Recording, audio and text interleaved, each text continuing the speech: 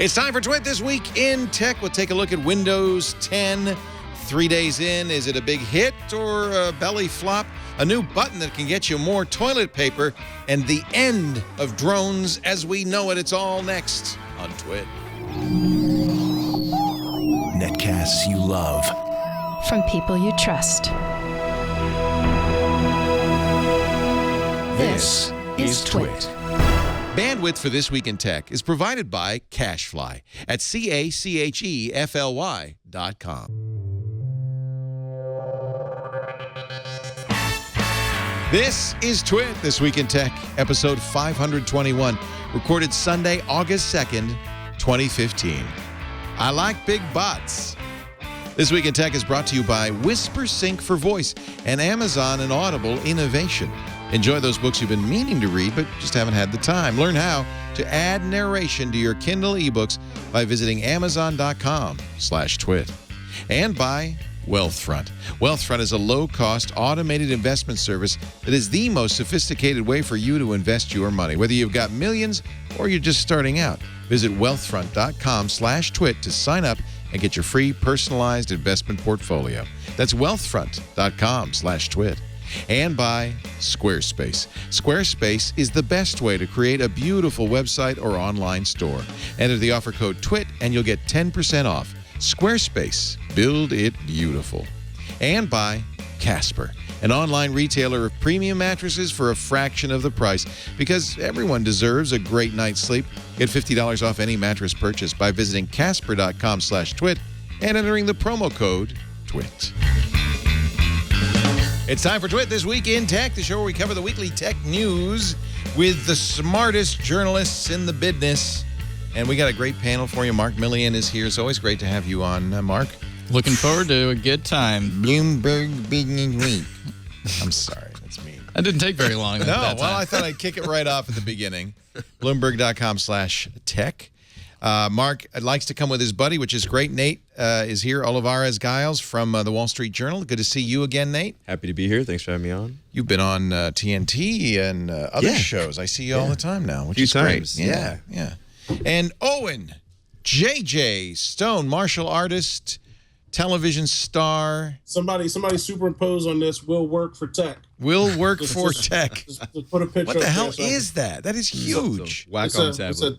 It's a touch Wacom tablet because, again, Uncle Leo, I'm out here doing serious work with serious things. Is that like things, a Cintiq kind of a thing? People. Yep. It is. It's the cheaper one. It's the 13-inch. Cheap Cintiq. Multi-touch. So you are also an artist. Yes.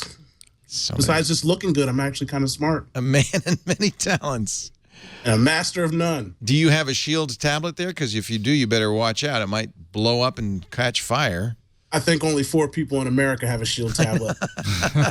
The recall wasn't great. The recall was not great. Yeah, no. Did they say how many they're going to have to recall? It's a fire hazard. They sold 4. They sold 4. I know some people who bought these because this was a very fast tablet designed for gaming primarily, Android tablet. And a lot of people were singing its praises. But those sold between July 2014 and July 2015, which is now, might have a little problem. You should look for the battery section and see if it's B01. If it is, you can use it. If it's Y01, you should arrange a replacement as soon as possible. Our public service announcement on behalf. I have the NVIDIA Shield Android TV, and I love it. It's great. 88,000 That's the newer one, right? It's kind of like a game console. Yeah, I think they have sort of like a cloud gaming service that you can download like console games. They have like NVIDIA has like an OnLive type thing where it streams the games to the device. I haven't played that. I should really try it. I haven't played it yet. Oh, I've played it. It's pretty good. Is it? It's not bad. It's mostly like PlayStation 3 games, like last older games, yeah. But they're fun, and there's not a lot of hiccups. So I have an Xbox One right next to it. I feel like that's all I need. That's better. That's all I need. You know what else I have right here in my hip flask? A copy of Windows 10. Oh. How did you have that? You have like a gun holster for that? Like, what? Yeah, he's got a holster. I did not see that behind you. I am fast. Windows 10 came out on Wednesday. That looks nice. I like the UI. Yeah. I love it. They brought back the start menu. Now, it does have some tiles on it, but you can customize it. Ask me anything? Ask Cortana. And she But is they're ready. using like the Reddit tagline. AMA. I never thought of that. Anything to get people to use Bing, you know? Yeah. I have to say, I think Microsoft finally got a version of Windows that is as good as Windows 7. Windows 8 was a little bit of a disappointment. Huge, massive. Yeah. This is pretty good. Now, they said 67 million people so far. 14 million in the first day did the upgrade. And I think that that's limited only by, this is touch. That's limited only by Microsoft's bandwidth, I guess, because there are roughly 600 million people who could use this. This is the new Edge browser. Not really ready yet. Doesn't support plugins. And so for that reason, Microsoft continues to include Internet Explorer. And everyone will still use Chrome. And immediately, what did I download? I downloaded Chrome, of course. Yeah. It's one of those things. Just you have infinite funds. Just work on it and get it ready when you launch something. Because making someone use something else in the meantime is going to make them forget about whatever new thing you're going to do. Like, once they already put it out of their mind, when they get something new, they're going to forget about it. You know, it's an interesting question because when they first announced that they were going to release Windows 10 in 2015, they said fall. They said later in the year.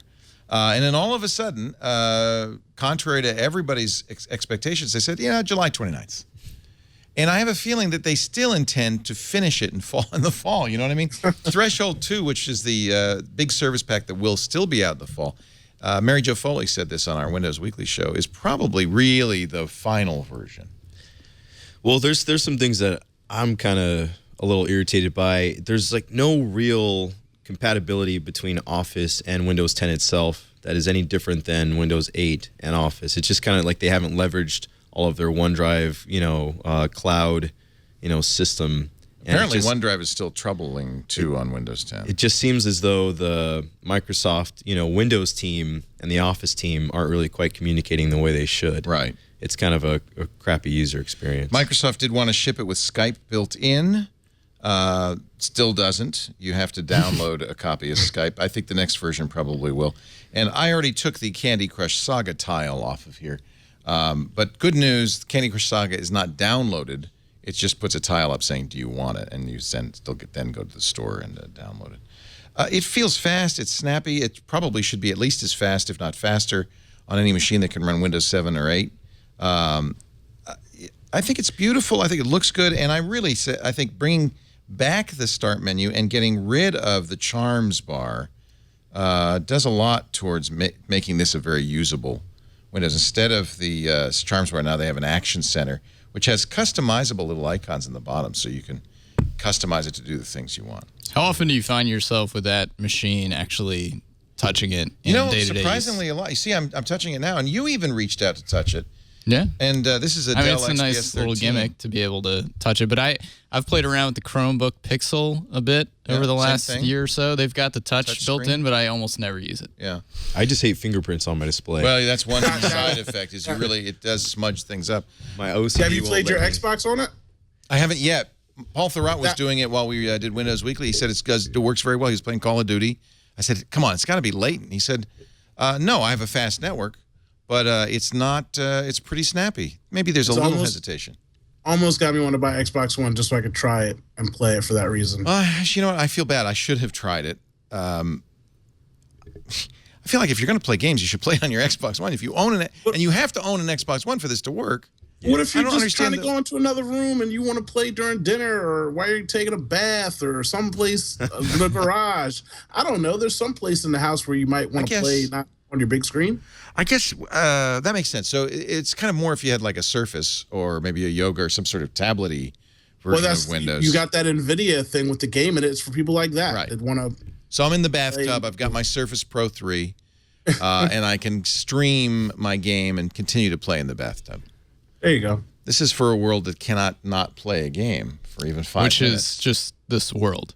Which is our world. The world we live world. in. Yeah. We'll see how successful it is. It seems like it's gotten off to a pretty strong start. I haven't heard any showstoppers. Have you, Nathan, or anybody saying? No, we actually loaded it at the Wall Street Journal. We loaded it on a laptop that was about 8 years old, and it actually felt quicker. I mean, it was great. It should. It was great. It should. I was really, really surprised. Actually, Microsoft's successfully done that with the last 3 versions of Windows. 7, 8, and now 10 all were a little faster than the previous version, which is pretty impressive. On an old computer like that, that's a feat, though. It was special. It was special. There were two big stories, and I suspect we're going to see a lot more. We're not done seeing these. Complaining about two things. One is Wi-Fi Sense. And Brian Krebs, who is, I think a great security guy and very trustworthy in his blog, Krebs on Security, I think kind of got it wrong, warning people that Windows 10 shares your Wi-Fi with contacts. Now, he did write this story July 15th, which means he wasn't using the final version of Windows. So let's give you the rundown on Wi-Fi Sense. First of all, this is an interesting technology. The idea originally was to log you into captive portals, those hotspots that require you to see a start page and log in, and they were going to fill it with dummy information, so it was kind of automatically getting you on open access spots. But the other thing it does is it shares, or says, and Brian says we'll do, is shares your Wi-Fi password with friends. So when friends come over, they don't, in the past what you'd have to do if they wanted to be on your Wi-Fi, we do this with visitors to the studios, we either say the password is, and now they have your password, or if you want to be kind of protective of it, you take their device, you log them in. Or in most people's homes, when you get there and like, I have to read it off the back of the router, like when we go behind the TV. And so the idea of Wi-Fi Sense was that you could turn it on. First of all, you'd have to turn it on, and then it would allow anyone who's in Skype or Outlook or Hotmail, but you'd have to have a Windows 10 device, either a phone or a Windows 10 computer, would automatically get onto your Wi-Fi network. They wouldn't get your password. It wouldn't store your password. It would be a kind of a token that allows you, that could be revoked by you later. But what Brian got wrong is, first of all, you have to turn this on. It is turned on by default by Express settings. But then you have to go network by network and say, yes, share this network. If you don't do that explicitly, it doesn't do anything. I think this is not an issue. I think it's maybe a little bit alarmist. It's still a little unclear. This is actually a feature that debuted in Windows 8.1 and really wasn't ever very popular. They kind of refashioned it in 10, and I think the passwords and all that stuff is just shared over encrypted networks anyway. Right. So I don't know if it's a super big deal, but I mean, Microsoft is promising continual security updates, downloading in the background of your operating system, so you don't get like alerts all the time. So if there was any issue, this should be something that they've already addressed. I don't think there is in any way. I'm not sure there is. I can tell. We talked about it a little bit on security now. Steve Gibson wasn't sure, and as I've played with it, I just feel like this. If you have to opt in twice for this to happen, if you have to opt in twice, plus it's all sent over encrypted. It's a token. It's secure. Yeah. Now, if somebody comes up with an attack, I'll say I was wrong, and maybe that's what Brian is assuming, is that there's some sort of fundamental insecurity that might be taken advantage of. Everything can get hacked, first of all. And second of all, I don't even really know why you need that besides the fact of just wanting to hop on really quick. Because normally most people know their passwords. Like you say, if you got to go to that one person's house, get off the back of the router, whatever. But why even give someone the opportunity to find a hole to drill in to get in through something else? Like we don't have enough holes already in things. Brian does update his blog post with a rebuttal from Edbot at ZDNet, and I think that Ed wrote a pretty good rebuttal about this. We've had Ed on many times. I think he's smart. I think Brian's smart, and Brian, I think, points out probably properly that there are potential problems here. Yep. But you have to opt in several times. You're asked several times. You want to do this? You want to do this? The other one that we're going to see a lot more of and is a little bit more insidious, it started with the Boy Genius report, and it's about the Windows 10 EULA. Here's an example of the kind of headline we'll be seeing a lot of in the next few days. Windows 10 is spying on almost everything you do.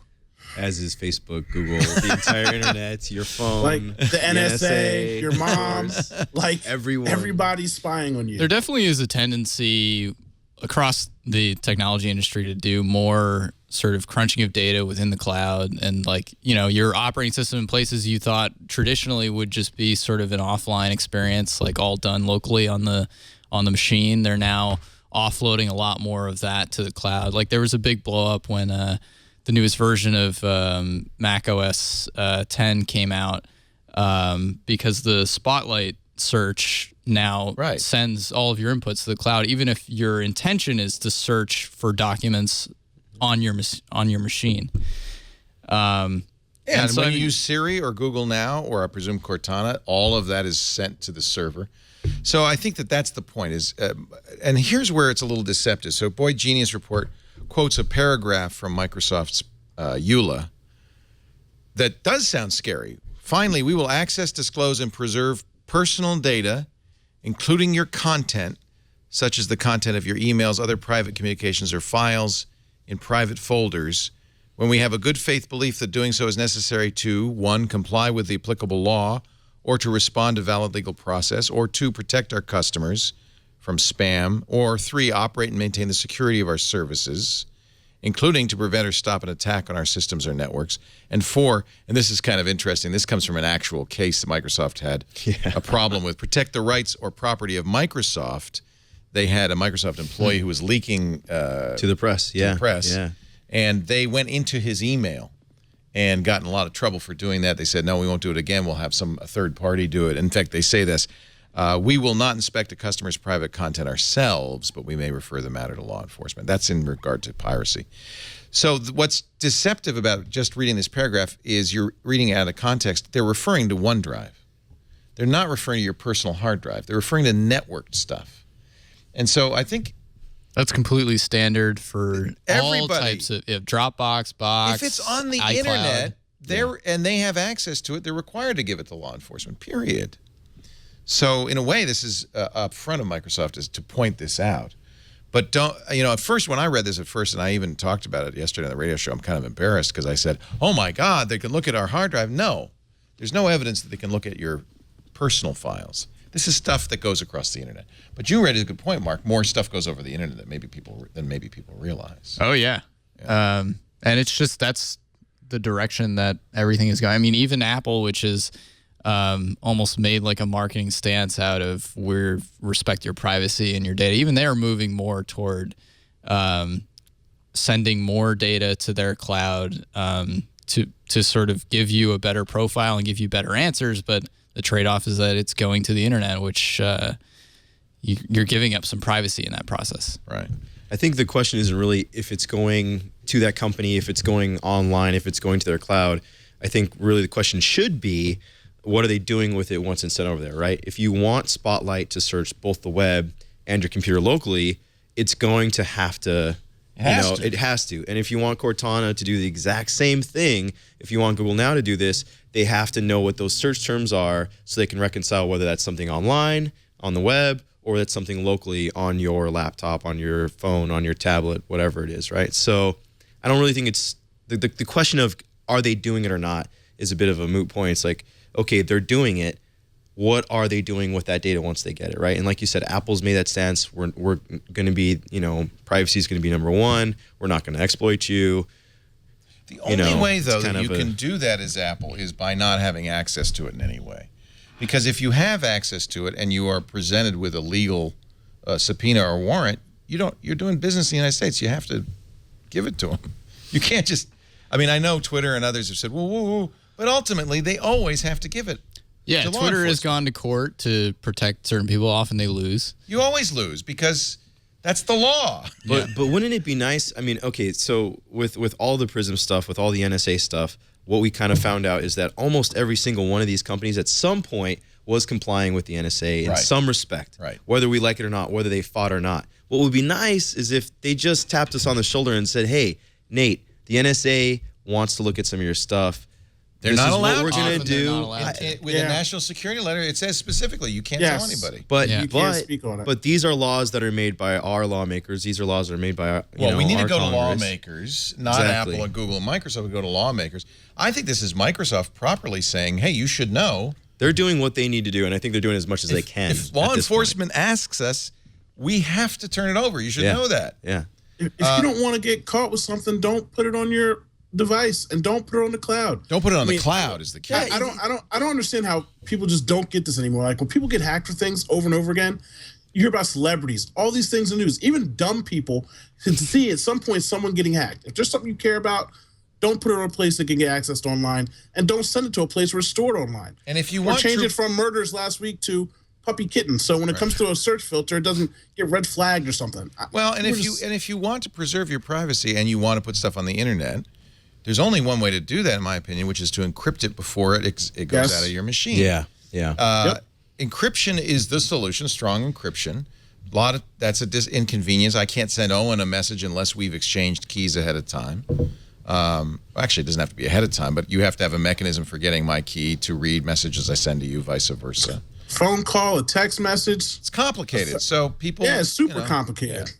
It's if complicated. You care about your privacy. But there are companies who are trying to do things like BitTorrent has an application called Sync, which is peer-to-peer file sharing with encryption on both ends and an exchange of keys.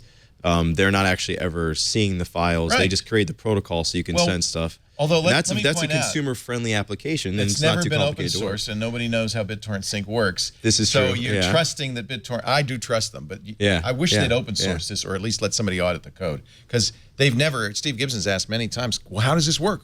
And they've never revealed that. No, they haven't. Yeah. But there are things you can do to encrypt your data. I probably wouldn't use Microsoft's BitLocker.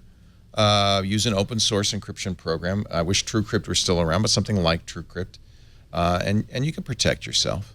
I think the other thing though is tech companies have to make a strong effort not to have this information to share with law enforcement. So what does that mean? Because if they're providing services where we store our files and our information, and we rely on them for both our personal lives and our work lives, what don't they store to give us better services so they can more quickly recognize what we're asking for and give it to us in a timely manner? They should encrypt the messages end to end, and they should encrypt files end to end. But when they want to sort of be able to analyze our information in order to do the types of things that Google can do, like that everybody loves with Android and show ads. But also sort of some of the personalization stuff. Yeah, you're right. And they need to be able to look through the contents of your email and Google your Now contacts. is worth it. As far as I'm concerned, have at it, Google, because I love Google Now. It's worth it for them to take my stuff. But just understand, anything I'm giving Google is available to anybody, including the government. And just don't give them stuff I don't want them to have. Right? So you're right, Nate. In order to give you these services, they have to do things like that. In order to build the things that we're asking them to build now, we're still using for free largely, even though we complain about the privacy issues. I mean, it's a bit hypocritical for us to use this stuff and then be like, oh, I don't like the way that you aren't respecting my privacy and the way that you're not, you're complying with the government. It's like we should be pressuring lawmakers to be more transparent and to be more straightforward. And then if you don't like the privacy compromises you're making, you shouldn't be using the things in the first place. But, it comes down to a better consumer understanding. And I think a lot of times we give up more than we realize that we're giving away. Maybe that's why these articles are important. Go ahead. On the flip side, Jared from Subway also did just get busted for doing some really skeevy stuff on Craigslist. Now, wait a minute. And those emails.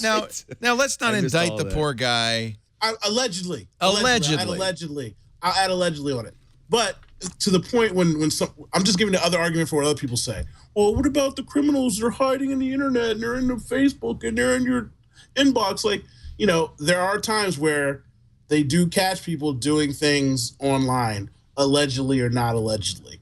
So, if we create all these laws where no one can get information and there's bad people out there doing stuff, like I said, I was just giving the other side of it. I'm all I agree. For privacy. I'm just saying that when something bad happens and you catch somebody, now it's, thank you, Jeebus. But when you don't, there's shady stuff going on in the world. So Well, it goes both ways, but like kind of as you brought up, somebody's saying Owen played the Jared card, which is difficult. It just goes down to transparency. If a cop wants to come into my apartment, they have to go and get a warrant, and then when they knock on the door or knock down the door, they have to present that warrant. Yeah, if I'm due not process. Home, that's all we're asking for. I don't get to see the warrant, but if I am, I do, right? They can still come into my apartment and rifle through my stuff, but I have that layer of protection. And they went to a judge to get it, and there's some judicial oversight. We can have that for online, too, and to say that we can't, I think, is just a bit lazy and disingenuous. I mean, we don't have that now,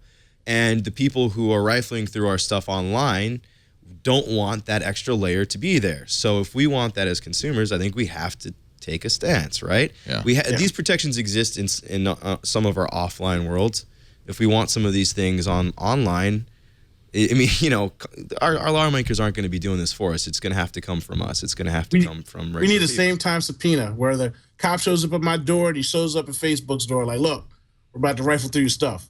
Same time. So everybody knows what's going on. Because I do understand that point extremely. Yeah, right. So, okay. Of not knowing. Yeah. So figure out that a same time thing where it's like, look, you want his information, call him or send somebody out there right now, let him know that we're about to do this and let's do it. Yeah, But if they're going to doing knock it down my cover door, of they dark. don't just tell my landlord. But True. if they're going through my stuff on Facebook, they just tell Facebook and not me. That's not really cool to me. No.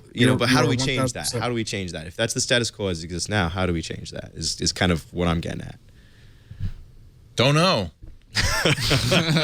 But it's We are not lawmakers. yeah. I But don't think we even have lawmakers anymore. They haven't made any good laws in a while. They're slacking on that. slacking. They're slackers big time. Taking all summer off.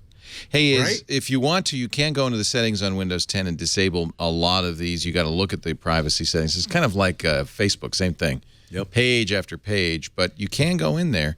Unfortunately, in the install process, they've got this nice button that says Express Settings.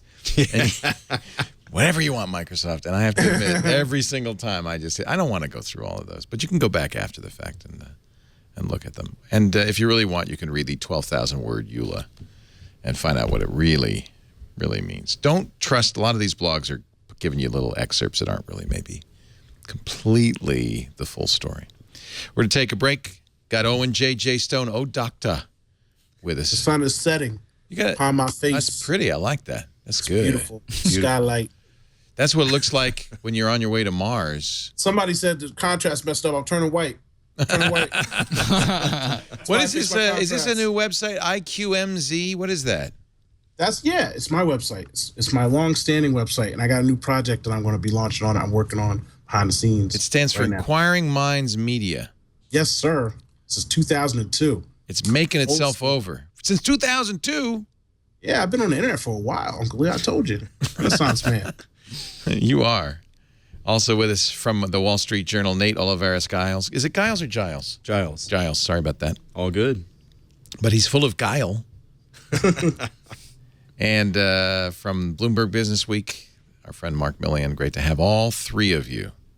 Are you over 30 yet? Not yet. He's a baby. You started at like the LA Times when you were like a teenager, right? Kind of. I was at my first internship while I was in college. First serious newspaper. Amazing. He was old enough to drink, though, I think. Okay. Yes. So I you was. weren't a teenager then. Yeah. All right. Maybe not legally, but My son used to play this song that starts out, teen drinking. You would know this, Doctor. Teen drinking is a very, very bad thing. Yo, but I got a fake ID, though. You ever hear that? I don't know what the song is, but anyway. I don't know why I'd say you'd know it. It was rap. You're a big rap fan, right? I've heard it before, yes. Yes, you might have heard that. I can't remember who it is. Yeah. It's going to bother me now for the next half hour. You know what? if I The find chat it. room will tell us within seconds. True story. Crowdsourcing. Drinking is a Crowdsourcing. very bad thing. Yo, I got a fake ID, though. I got a real education for my son, driving him to school in high school. I learned all about rap. He'd teach me old school, new school, Lil Wayne, all of that stuff. You need to go download, or if you got Apple Music, get it free. Go listen to Little Dicky. He Little is a Dicky? comedic. Little Dicky. He is a comedic rapper. He just kickstarted his album and got fully funded. Dropped his album on a Friday, a weird day. But he's awesome. He's like a comedian rapper. It's really weird, funny stuff. It's Tipsy and Jaquan. Is that right? Yes, that is right, Jaquan. He was Man. a largely irrelevant St. Louis rapper. Yeah. Largely irrelevant. we worked on That's this with that's almost the best way to explain it. with Rap Genius. We worked with them to analyze hip hop musics this week. No kidding. They helped us figure out who are some of the most popular apps in hip hop songs. Twitter has like about 850 mentions recently in popular hip hop songs. Well, that just shows you. It's Instagram big. is big. Uber's big. Instagram is big, and Instagram you got to search the gram because every time I hear it in rap song, it's the gram. The gram. The gram. That's what rappers use it as. Instead of Instagram, they say the gram. The gram. I mean, isn't that what you call it? That's what I call it pretty much every day. Tinder, Well, Snapchat, it's Instagram. You don't call Twitter Uber. the twits. yeah. Huh. I think Bacardi did so well because it rhymed with party. True. Instagram would be smart if they would rhyme with something. Well, it's the gram. Gram The rhymes gram. a lot of stuff. Ham, scam. Here's Beyonce. Every girl in here get to look me up and down, all on Instagram, cake by the pound. That's good. I like that.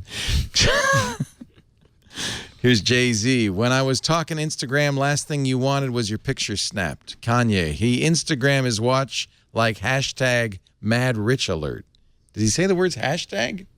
I think he does. Yeah. Yes, he does. Hashtag mad rich alert. That kind of has scans. That scans. You're happy.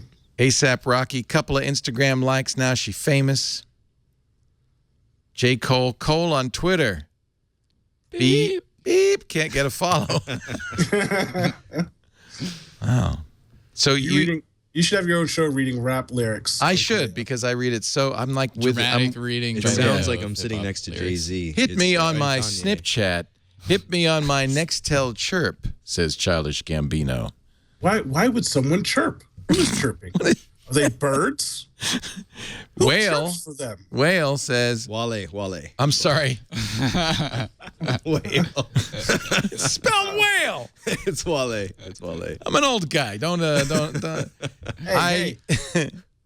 Wiley's got an album out with Jerry Seinfeld. He's old. Oh, he's old school too.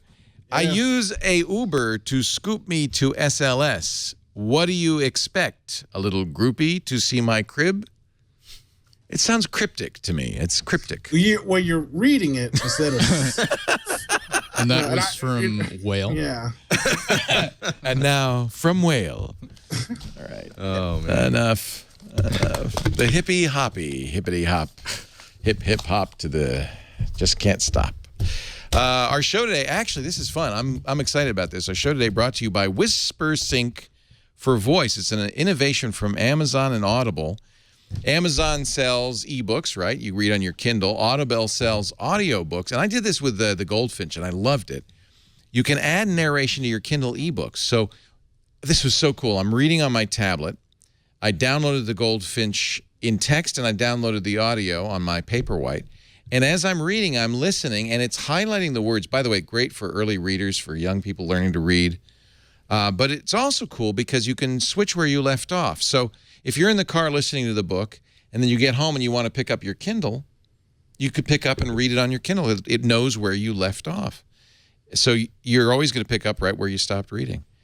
It's a great way to enjoy those books you've been meaning to read, but you haven't had the time. I like Kindle. I like Audible. Together, it's awesome.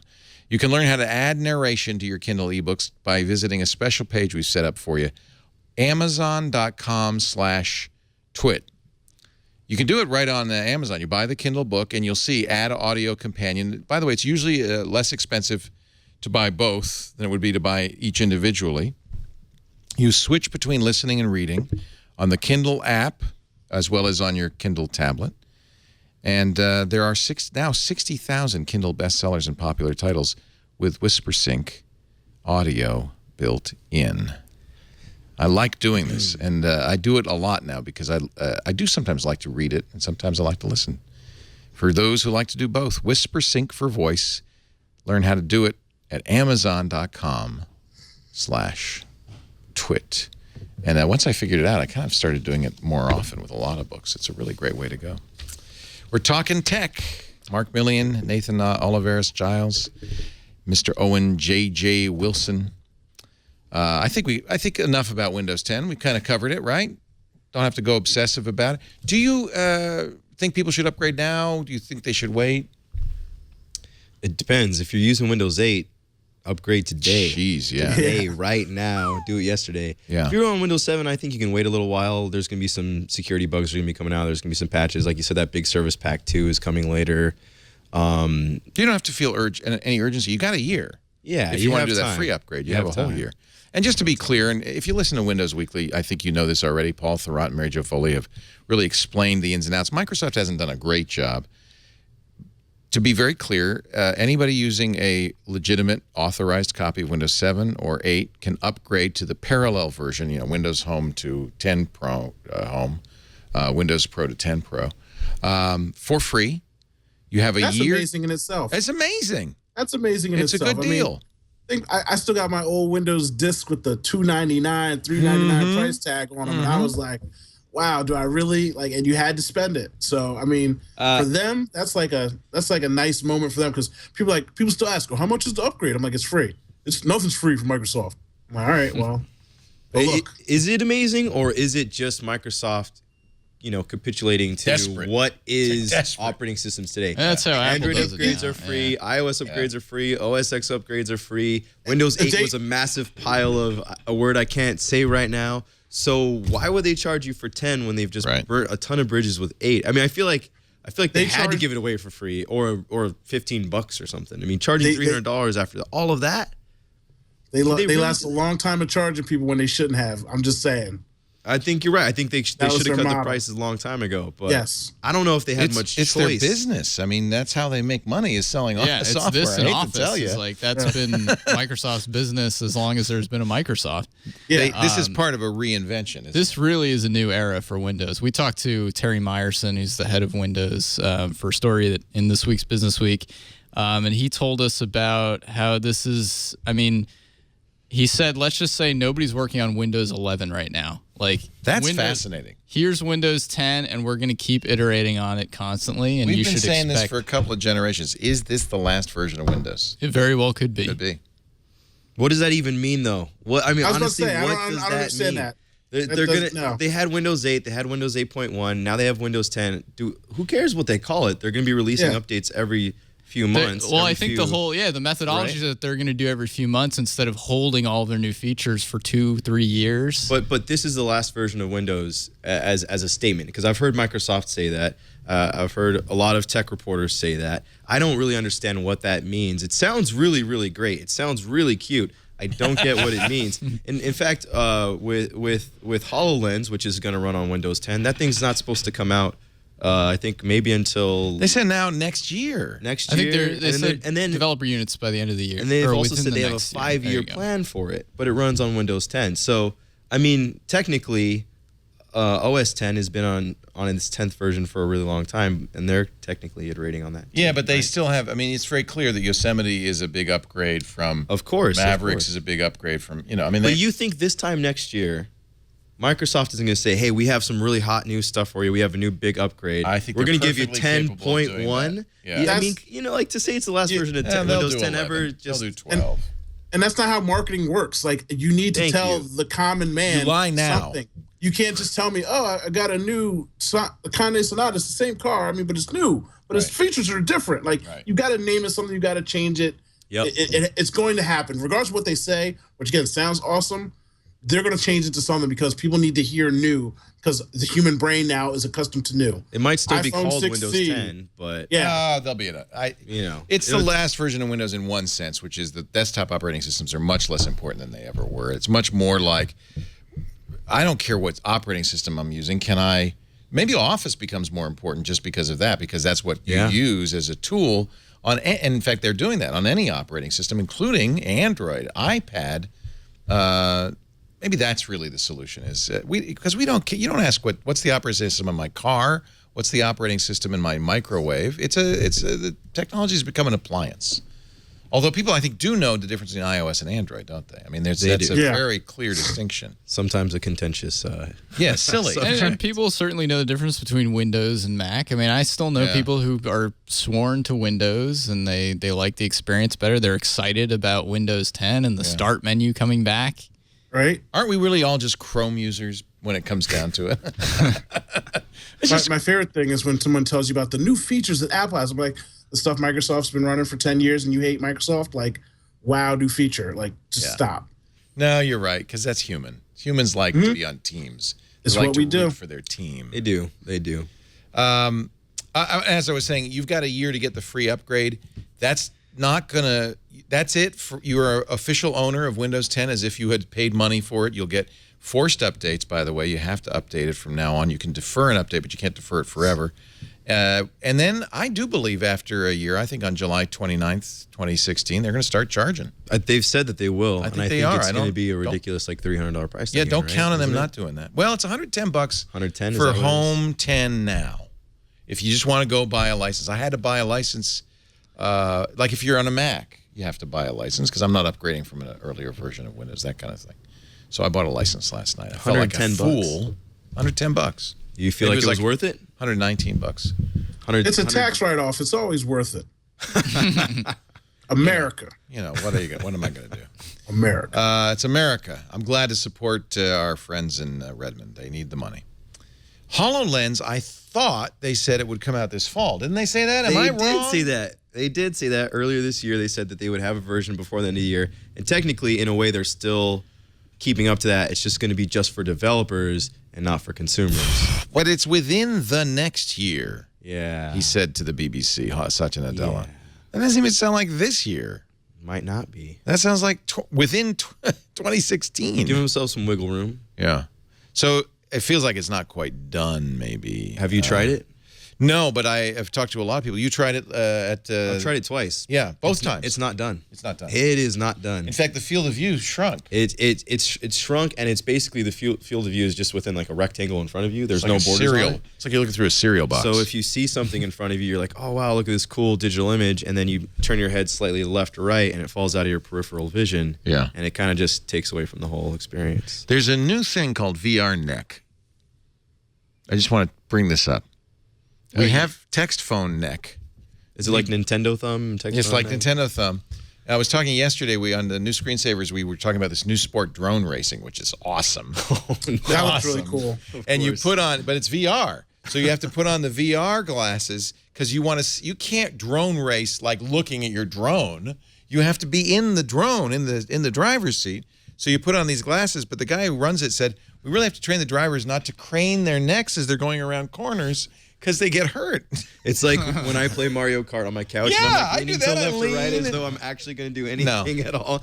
It's just pointless. No, you're not. Yeah. That's the funniest thing in the world because when you drive a car, you really don't do that. I mean, yeah, why do we unless do you're that? driving really. I did when I first started driving a car. I remember very well driver training, which they don't do anymore.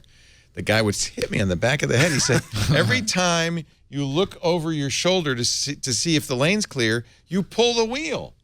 You're pulling into the lane. Stop it. I don't know if they're allowed to hit 16-year-old kids anymore either. No, right? times have changed. I am really old. And that's what's wrong with America.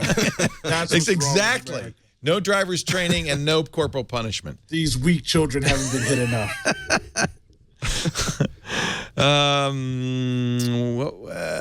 Okay, so HoloLens. I'm excited though about VR.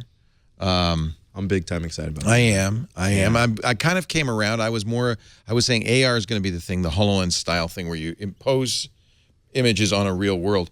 But now having used VR a little bit with the Galaxy Gear VR, I actually bought the thing with my Galaxy S6 and watching movies and stuff. It's, The cardboard? No. I have it. Or the white You strap it on and you put your phone in it. Okay. Only works with Samsung's phones. Yeah, it's from Samsung for Samsung. In fact, it only works with In cooperation with phone. Oculus, With one I phone. think. Yeah, Oculus is using, I didn't know this, but the Note was the engine for the Oculus. So it's not like they ported it. That's actually how it works. And cardboard. Did you do the virtual press conference that OnePlus did for the announcement of the OnePlus 2? I did do that. Yeah. How was that? It was cool. So you put on cardboard? Yeah. And you're looking around? Yeah. I mean, it only worked on Android. I mean, it was kind of neat. It's, I think, a little bit of a gimmick, but it's kind of just... Did you feel like you were there? No, not quite. It still feels like you're just watching kind of a 360-degree video. Yeah. Doesn't quite feel like you're there, but it's cool. And if nothing else, I just like the idea that here's another company kind of saying, yeah, VR is a thing. You know? I feel like we're making such fast progress now that it's going to happen sooner than later. There What's you go. fast progress? Well, don't you feel like it's accelerating? Oh. I feel like everybody's talking about it and everybody's jumping into the field. I don't feel like anything is useful or really working yet. Oh, I don't know. Have you played with it? Have you used it? I've only used it one time, and it made me sick. But obviously, all that stuff's been fixed, apparently. No. It still makes people sick. In fact, on my Gear VR, when you download apps, they actually have a nausea rating on it, on how, like, okay, for most people, no, this is going to make you sick. Seriously, because I get a little queasy. What I find is I get more queasy if I'm moving around. If I'm sitting still, it's because my body thinks that my eyes are saying I'm moving, And your body's and not my feeling body's it. not, or vice versa. Yeah. I think that's what causes it.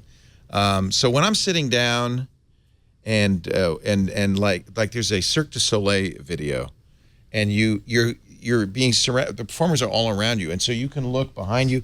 And if you look at them, they act as if they suddenly are performing for you. They're looking right at that, whatever that is, that ball camera. Position. And it's really cool. Now, Nokia announced a new one called Ozo this week that is a ball camera that's coming out in the fall. Of course, GoPro has one. That they're made with Google. Google Jump technology. The Ozo is interesting because it does a live version of low bit rate live version, and then you can also save it and do a on-demand version after the fact. And I'm told by people who played with it that the audio is spectacular. They have microphones all over it. And that's something that I think is going to be a big improvement, is that when you turn your head, now I can hear what's over here, or now I can hear what's over here. I can hear. And the Jump, I think, is only horizontally around. So this one has cameras pointing downward and upward. Yeah. That's what I mean, Owen. I feel like the technology is rapidly improving. I'm not saying that. I'm talking about there seems to be so many people in this space now that you feel like it's going to be the next thing, but everybody keeps pushing off when you're actually going to be able to use it for something. Well, and that's do something with what just happened with Microsoft. You're right. So you keep telling me for a long time. We keep talking about this subject. Yeah. But I just wanted to be in somebody's hands. I want to have it. I want. Well, to I use have it. it. I have that. You know, it was $200. Using it? Yeah. It's great for adult videos. Yeah, I was about to say, you're using it for one purpose only. That's it. The worst purpose. I'm sad that I touched this now. No, not that one. Right. 200. It's $200. You have to have a Galaxy S6, or there's one for the Note 4. And they're separate headsets for the phone, and you slot it in. It fits in very well. They have controls. There's a back button, a touch button. There's you can hear. There's headphones you can put on, and it works. You know what? I've used it a lot. No, not for adult stuff, but I've used it for there's a limited amount of content. It's kind of like when HD came out, but there's enough content that you really like this Cirque du Soleil thing. There are games. There's a really fun game where, and I haven't played it yet. I've downloaded it. I'm trying to get people to play it with me. Where you, as the victim, you're disassembling a bomb, but you don't have the manual. Your friends who are not wearing the helmet have the manual, but they can't see what you're seeing. So you're saying, well, should I cut the red wire? And they're going, well, let me look. And there's a paper manual. And they're going, well, let me look. That's cool. Isn't that fun? Yeah. I think that's a great idea. So I think we're starting to see some very interesting uses for this. It is immersive. It's not perfect yet. Far from it. In fact, I can see there's a screen door effect. I can see the pixels and everything. But virtual tour city. You want to rent an apartment? You want to buy a house? That's going to be, I think that will be a big thing for real estate. I think for education, for kind of tourism in general. So this guy who's doing the huge potential. The drone racing is a VR expert. He's got a PhD in VR, and his company is doing VR tours of cities and stuff. Makes sense. And now as these, the GoPro is probably a few $1,000. The Ozo was about $5,000. This is relatively affordable. You can make these videos. And you can put them on YouTube now. YouTube works with cardboard. So if you have cardboard, which is inexpensive, you can really do this. I feel like we're very close. I don't know. I just feel like in the next... I'll check. I don't know if we're that close, but I think there's... July, and we'll see. When I say close, I mean the time frame is like 5 years. Yeah, that sounds 5 years to being like something that ubiquitous, super like relevant to my life. everybody will have one. Yeah. I don't know if everybody corporate. will. I think 5 years from now it'll still be a pretty geeky thing. All right, and maybe like the next game consoles will. Well, a lot of the focus right now is on gaming. Like Oculus with their new Rift headset, I tried it on at E3. Well, that's what's going to drive it's it. Outstanding. Well, gamers will spend money. Gamers are early adopters. Yeah. We don't have a problem dropping $400 or $500 on something that we don't. And you're need. used to being in your living room looking stupid doing something already. Like if you're playing Call of Duty, you have the headset in. You're already a dork. We have zero problem with that. So it's the perfect place to start, right? So. And since some of these headsets are going to work with established game consoles, you have content there. You can port it over. It's kind of a shorter jump than, okay, well, what's broadcast news going to look like? What's a feature film going to look like? What's sitting and watching sports going to look like? I don't know if I want to watch a movie this way, but I would definitely want to play a game this way. HTC says the Vive is going to be out this year. Yep. That's the partnership with Valve. And they've already shown demos of games. It makes a lot of sense. If you're in a cockpit flying a starfighter, yes, Makes a lot of sense. It's a natural use. Games and tourism is where I see the big thing for this. Being able to see places and feel like you're interacting with it and not go there. I could see us. It'd be very easy to make movies this way, by the way, because you have a single camera that's recording all around you, and you just tell your actors you're on camera anywhere in this sphere, so perform. Act as if this is a real room with almost like theater, right? And I can imagine watching a movie where I can look around. You kind of do that on a big screen anyway. You look around.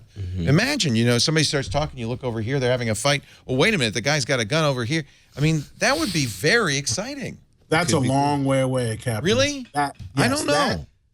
First of all, never mind. It's not that. It's actually not that long. I think away. it's easy to do. Oculus just premiered a film in Los Angeles this week. I think it's called Henry, and it's about like their second film. It's an animated film. Yeah, it's about a little hedgehog, and depending on where you're looking and when you're looking, the cartoon character will react to what you're doing on screen. So it's not just being in the room and looking at stuff. So is it programmatic? So it's actually, it will change what happens? Yeah, that's interesting. I mean, I haven't seen it. It was in LA. I didn't get to go down for the premiere. Wish I would have. But I can't wait to try it out, and it's going to be on Oculus when it comes out next spring. I don't know about, I mean, it would be cool to, your favorite movie, you get like a 5-minute scene that you get to like live in and look all around, but I can't imagine watching a feature film and having to like turn my head the whole time, be like, oh, they're over there now, they're over there. That's my point. And someone making a movie for it to show you the possibility, then making a movie where people have to make money for that action, I just see that as a far off thing. Maybe they're paying them like, hey, make this so we can show the power. It's happening. Of it. It's going to be here. It's soon.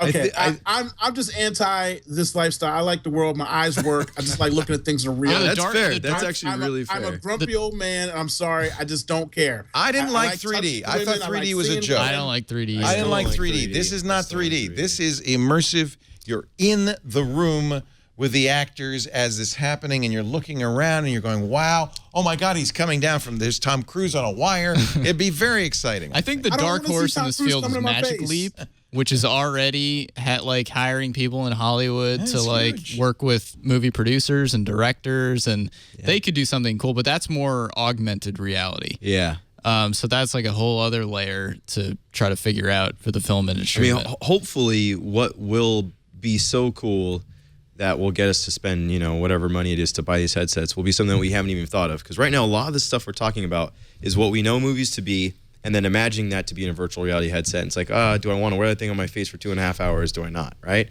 So hopefully there's something else. Maybe it's a half hour. Maybe it's a half hour, but wouldn't it be cool? And maybe it won't be in a theater. Maybe it'll be Netflix doing it. But think about like the smartphone or the tablet or the PC. Like, why did any of this stuff take off? It took off because it let you do something you couldn't do before. Well, you can't do this. But maybe there's still, I'm just hoping there's something still in virtual reality that's out there that we haven't even thought up yet. That will be so cool. I think it's the new Apple Beats virtual reality headset that Odocta has right now. Odocta invented this. He's the first to use it. I'm selling these bad boys for $6K right now. You can get 6% discount using the program code TWIT. Just go to my website. All right, imagine this. From our chat room, Alexandria, Virginia. Daredevil. You're watching Daredevil from Netflix, and you can watch it on a flat screen, or you could put on the helmet, and now you're in that fight scene. It would be cool for the fight scenes, for sure. Well, that's all Daredevil is. Yeah, that's true. Fight scenes, bandage him up, another fight scene. Bandage him up, another fight scene. It's worse than UFC. At least the UFC's over quick. Now, you know what? What? That's where you might get me. Ooh! What if I could put you in the ring? You put me in a ring there you go. You just sold me. Put me in a ring with some classic fights where I'm Ali and I'm beating somebody up and I just get to see somebody get knocked out, like from a first person perspective, some kind of, or football or basketball game where I'm on the court. That's where it's I starting. could make a little punching machine that you could actually get the punches. You could feel like you're getting punched. That's the future I want. When I can feel something, give me that 4D experience. I want to smell burnt popcorn. But I just love life. I got my eyes lasered so I could get glasses from in front of my face so I could be more close to the world. That's the point. On my face. You can't be in Vegas for the big fight, except you can, and you can be right in the middle of it. Imagine sports when you're on the field. Yeah. Or you're at Wimbledon and you're a line judge. That's what I'm talking about. Leo, let me ask you a question. You just went to Germany, correct? Yes, sir.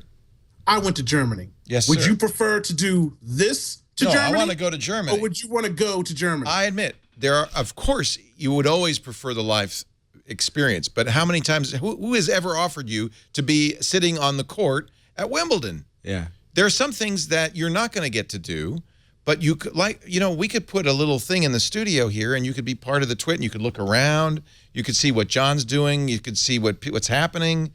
I know Jason's sitting there looking at the screen with a bunch of buttons. There's people sitting on all right, the maybe chairs this isn't the watching best you. example. All right. I'm just telling you. Even at the Super Bowl. You could be on the 50-yard line at the It's Super Bowl. gimmicky though. I mean, even on TV, they've tried doing like the field cam where you're like behind the players and the thing that ESPN has on the string above the field. Well, but it's just not a good way to watch sports. Like you've got the best angle. I don't know, pulled because it back bothers me a lot, because I'm watching Colin Kaepernick, and I really want to see him make it his progressions. And instead, the director decides, let's go see what the long safety's doing or something. And I'm saying, no, wait, I want to watch. Wouldn't it be great if during a game you could look around like you Control do? the cameras. You know, if you That's go why to you a watch- football game, nobody chooses the shots for you at the game. If This you is like watch your that. games on NFL.com or the network, they've got all the camera angles. You can pick which camera angle you want to watch the game. Well, now put it in your helmet, and you just look around. Like I said, I'm a grumpy old man. I don't I'm a grumpy old man, but there's something about this. It captured my imagination. You're both grumpy old men, all right? True Gosh, story. guys, True story. jeez. There's enough room for We everybody. can agree Thanks, on that. Nate. We can agree on that. Google is not giving up on glass. Oh, please, Google, give up on glass. They've got a new version. Why do aimed. you hate the future? I like new stuff, but some stuff is dumb, some stuff's not. Glass. Glass is dumb. Actually, this kind of makes sense. It's aimed at industries like healthcare, manufacturing, and energy, where you might, for instance, let's say you're new at surgery. And you go, is the hip bone connected to the thigh bone? And you have the little manual. You can look over your eyebrow and see. If I were in the hospital bed, I would get up if I saw a If a doctor wearing doctor Google comes in glasses. Wearing Google Glass, get a new surgeon. But that's kind of the idea, is you're on the factory floor and you can refer to a computer without actually, bringing a screen to your face. I think that makes sense. There are a lot of applications for glass that make sense. Wearing it around the city and Doesn't to the make bar sense. does not No. make sense. Do not wear it to a bar. I can see it even in like a warehousing perspective, like if you're working the Amazon fulfillment center and you just look Exactly. There you around go. and like, toilet paper's that way. And you like walk over and you pull it out and could really save some time. But could we ever get Industrial to a glass. point where if the technology that basic glass is small enough and easy enough that it's just built into a regular pair of glasses that don't look That'd be cool. so cyborg-like? Or put it in my contacts. But see, that's why I like augmented in your reality, right? Well, that's what it is. You but know, it's not. It's just a little screen over your eyebrow. Well, it's not, but that's what the idea is. The idea is right? bring it down and put it in the your heads-up glasses, display. Right? So say like you're in the grocery store, you're at Best Buy. Right. You're looking at TVs in real life like everybody does, and then you look at the price on your phone. That's you buy it cool, from but you Amazon. don't have to do but that 'cause Instead, it's- it's just on your your glasses or your sunglasses. Well, that's why I liked HoloLens. Could that be cool? I felt like HoloLens was Google Glass done right, like better than Google Glass. It's But huge, we're though. not You gonna can't wear walk that in around public. with that thing on our head. I mean, have you That's seen just how a big matter it of is? time. It's They're going to just put it in like- contact lenses. Nobody will even know you're wearing it. Well, Google's working on that too. Right. Actually, so Yeah, they'll get that. For diabetics, right? Is that the application they're working Yeah. with right now? They hired this like guy who did a ton of research into contact lens. They put him into Google X. Now he's doing like techie contact It can lenses. tell what your blood sugar is without, there's no pinprick because it's looking at your tears. Imagine the privacy implications. Google analyzing your tears. Is Google Plus dead? I foreshadowed this like 2 weeks ago on Twitter when I asked people if they remember what Google Buzz was. Oh, They remember I what love Google Wave Buzz. was. Yeah, I you love remember what it Buzz. was? You were Buzz all was over dumb. Buzz, weren't you? I was big into Buzz, but I was the Yeah. only one. it was a lonely place. It was a lonely place. Let's face it, Google has Google failed. Wave. Google Wave, Google Buzz, Orkut. Google. Even Oh, Google. Orkut was really big in Orkut Brazil. was huge in Brazil. Okay, it's not anymore. They pulled the plug. That's true. but it was. If it were that big, they might not have pulled the plug. But Reader, we liked Reader. They pulled the plug on that. So it's completely conceivable. The big change this week was they disconnected YouTube comments from Google Plus. That was a big controversial move. Thank God. I can't. I just need that. I can't even get back into my YouTube account right now because I was pre-Google Plus, and when I went to try to switch it over, I got lost in the ether. So I can't get into. I got to make a new YouTube account, but I refused because they owe me money from advertise. I got all this money sitting in there, and I can't get in there to get my money. There's always somebody like you, Owen. There's always somebody like you. Hey, there's somebody, and I'm an important somebody. If you're out there and you work for them, call me because I want my check, okay? I need my money. Y'all got my money. Hold it hostage. So Facebook wrote some have said a very scathing article, but I think well-researched. Seth Feigerman. Mashable. I'm sorry to say Facebook. Mashable. Facebook would write a scathing article about Google. You'd expect that for Facebook. But really, that was kind of the premise of Seth's article, which is that the whole point of Google Plus, Vic Gundotra went around Google until he could finally convince the executives that Facebook was going to eat their lunch unless they did a social network. And so Larry Page, who had just become CEO, said, all right, we're going to go all in on Google Plus. They did. They made it part of, I mean, one of the things that has changed. It used to be that if you had a Google account, you had a Google Plus account. That's not going to be the case anymore. But I don't think that's necessarily going to hurt Google Plus. It just means those inflated numbers about how many people are using it will go away because that was really just people signing up to use Google. Anyway, it's a good article. Mike Elgin, as one would expect, because he loves Google Plus, of course, our news director here at Twit, wrote a counter piece in, I think, Computer World, in which he said, no, it's far from dead, unless the premise is Google Plus didn't beat Facebook. eWeek, I guess, okay. But, of course, Google Plus didn't beat Facebook. Nobody has beaten Facebook. Facebook, as we know now from its quarterly results, is unstoppable. They now own everything. It's over. Which is a good reason to use Google Plus, if you ask me. I don't mind that it's not Facebook or Ello. Do you use Ello? No. I have an Ello account. Hello. Having one and using it is two different things. That's true. That's true. It's beautiful and ad-free. I don't know if using a typewriter font makes it beautiful, to be honest with you. But what about app.net? Is that we actually had an app.net federated site for a while. The Twit Army. Edward Prodromo's Enter Ello. Oh, they have an app now. They do. Oh. They've gone mobile. They've gone mobile. That's pretty exciting. Change the game. Yeah. That's a game changer.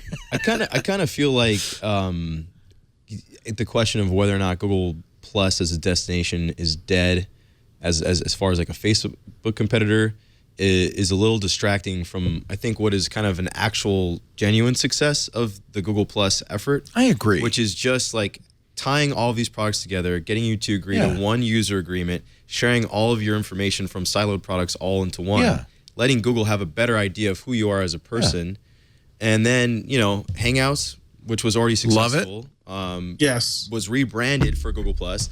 Now that's more successful. Google Plus Photos was really successful, and then now they spun that out. It's a shame because Yeah. So Google Plus as a destination never really caught on, and I'll point to that just like a lot of other folks in this echo chamber of tech journalism and say that was a failure. You're not Facebook, ha ha ha. But there's so many other things that Google got out of this that everyone's ignoring by focusing on the fact that Google Plus is not a destination that a lot of people go to. And I think it's kind of missing the point a little bit. Well, I still go there. In fact, I like it that not a lot of people go there. The less crosstalk and Facebooky it is, probably the happier I am. It's a different, but it's got still has great tools. It has great parts to it, like everything Google does. They just throw spaghetti at the wall, right? And half the pot sticks, then a quarter of the pot sticks, and then you get the gems out of that. You know where I think they went wrong, and this, I probably the only person in the world saying this, they never created a third-party API. You could read Google Plus, but you could never write to Google Plus. And I understand that they were probably reluctant. People used Buzz as kind of a dumping ground for their tweets and posts. And maybe now's the time to do it. But create a right API so third-party developers can create Google Plus apps, can use Google Plus in new and innovative ways. That was great for Twitter. It allowed Twitter to explode. Obviously, they turned it off, but they allowed Twitter to explode because people used it in interesting and new ways. They gave people a chance to use Twitter in ways that they wanted to, not necessarily the Twitter homepage. Maybe now's the time for Google to create a right API for Google+. I think it'd be a great thing. And if it was something else that was just open, like that's it. Make it open. When someone tweets me, like if somebody tweeted me right now, all my lights in my house flash. I can't do that with Facebook or anything else besides Twitter. You don't get a lot of tweets, do you? No. If I did that, I'd have an epileptic seizure. It's only on one light. Okay? Everybody tweeted Doctor right now. I was making the point of make something that's open where people can access it and search it. Well, that's what I'm saying. Make it if this, then that. Make it if this, then that. Have an API. Have a rich ecosystem of stuff that interacts with Google+. Yes, I'm agreeing with you, too. Oh, Doctor. Yes, I love you, man. Let me flash your light a little bit. Team Grumpy Old Men, we're back. Boy, we were on the wrong ships, but now we are sailing together. I'm with it. There is the risk, and I understand why Google didn't do it, that you just get a lot of people dumping content. That's what happened to Buzz. Yeah. You didn't use Buzz. You just put everything into Buzz. Even if you just made it selective, like if you just allowed people and then filtered through like the great ideas or do something. Well, I think it's try something else. I think that might be what they're doing as part of this is they've talked about focusing on communities, which there are these smaller niche communities that love Google Plus to talk about Star Wars or to talk about Android. All whatever, that is though is replacing Google Groups, right? Exactly. But Google Plus, that might be where that pivots into, right? Yeah. So I mean, Google Plus isn't necessarily dying. It might be broken up into many pieces with different names, but it's never really going to go away, I think, in some way, because there is now a social spine uniting all of Google's services in a way that didn't exist before. So they can get rid of the Plus, and you might feel like you're not using Google Plus anymore, but they got what they wanted to get from it, and they still have a ton of users. And, okay, maybe they aren't Facebook, but I don't know if that was ever – that might have been one goal, but I don't think that was the end-all, be-all mission of Google+. No, I think it's a simplistic view to think it was. I think what Vic was probably telling Larry and the executives at Google was Google has no social input to its search. Facebook, the kind of search Google does, spidering the net and making an index, is in the long run doesn't have much of a future. I think it's not enough. People want some social inputs. They want, guess what Google now kind of did is it started to take additional information. Facebook has all those signals. It's ironic because Facebook never really made a very good search. They tried the graph and stuff, but they never really did a very good job. No, they've miserably failed. They didn't. In fact, Google didn't need to worry. No, but I understand that 4 or 5 years ago there was a reasonable concern that hey, maybe Facebook's going to become a better search because of all the things they know about their users. All right, we're going to move on. We can talk a little bit about the new phones. Do you care? The new phones that are coming? Very exciting to me. Yeah. Oh, yeah. Come on. Oh, yeah. Phones. We haven't mentioned Apple. I think there's nothing to say. But if you can come up with an Apple story, we will. And then we're going to talk a little bit about the robots and how they're losing. So this is good news for humans. Humans won. Robots, nothing. Actually, humans, too. Robots, nothing. Our show today brought to you by, actually, a good thing robots can do for you. Invest your money. It's called Wealthfront. It's an automated investment service that is using very sophisticated algorithms to invest your money, not only to make you more money, but also to reduce your tax losses. Sophisticated strategies like tax loss harvesting and direct indexing. The point is to optimize your after-tax returns. This is the kind of thing computers do really, really well. And because it's being done in an automated fashion, Wealthfront is inexpensive. Traditional investment advisors, part of the problem, of course, is they often have their own axe to grind, their own commission and so forth. But even after that, if you eliminate that, they still charge you between 1% and 3% of the money you have under management, plus hidden fees for transactions and changes. It can really add up. With Wealthfront, it's 0.25% a year, and that's it. 25 basis points. No commissions, no hidden fees. As an example, you're investing, say, $30,000. That's $5 a month. And there are no additional charges. They've grown 20 times in the last 2 years, now managing over $2.4 billion because it works so well. The very simple thing you could do right now is go to wealthfront.com/twit And you'll get the a personalized investment portfolio. You answer some questions about your risk, your time frame, and all of that. And they will actually just say, here's what we would do. You can do it yourself if you want. You'll see the customized allocation they recommend just for you and just for you TWiT listeners. You don't have to invest, although the minimum investment is now $500, which is awesome. So if you want to say, let me dip a toe in the pool just to see how you do, you can start investing today at a minimum of $500. And if you sign up at wealthfront.com/TWiT, this is a nice little added bonus. They'll manage the first $15,000 entirely free of charge.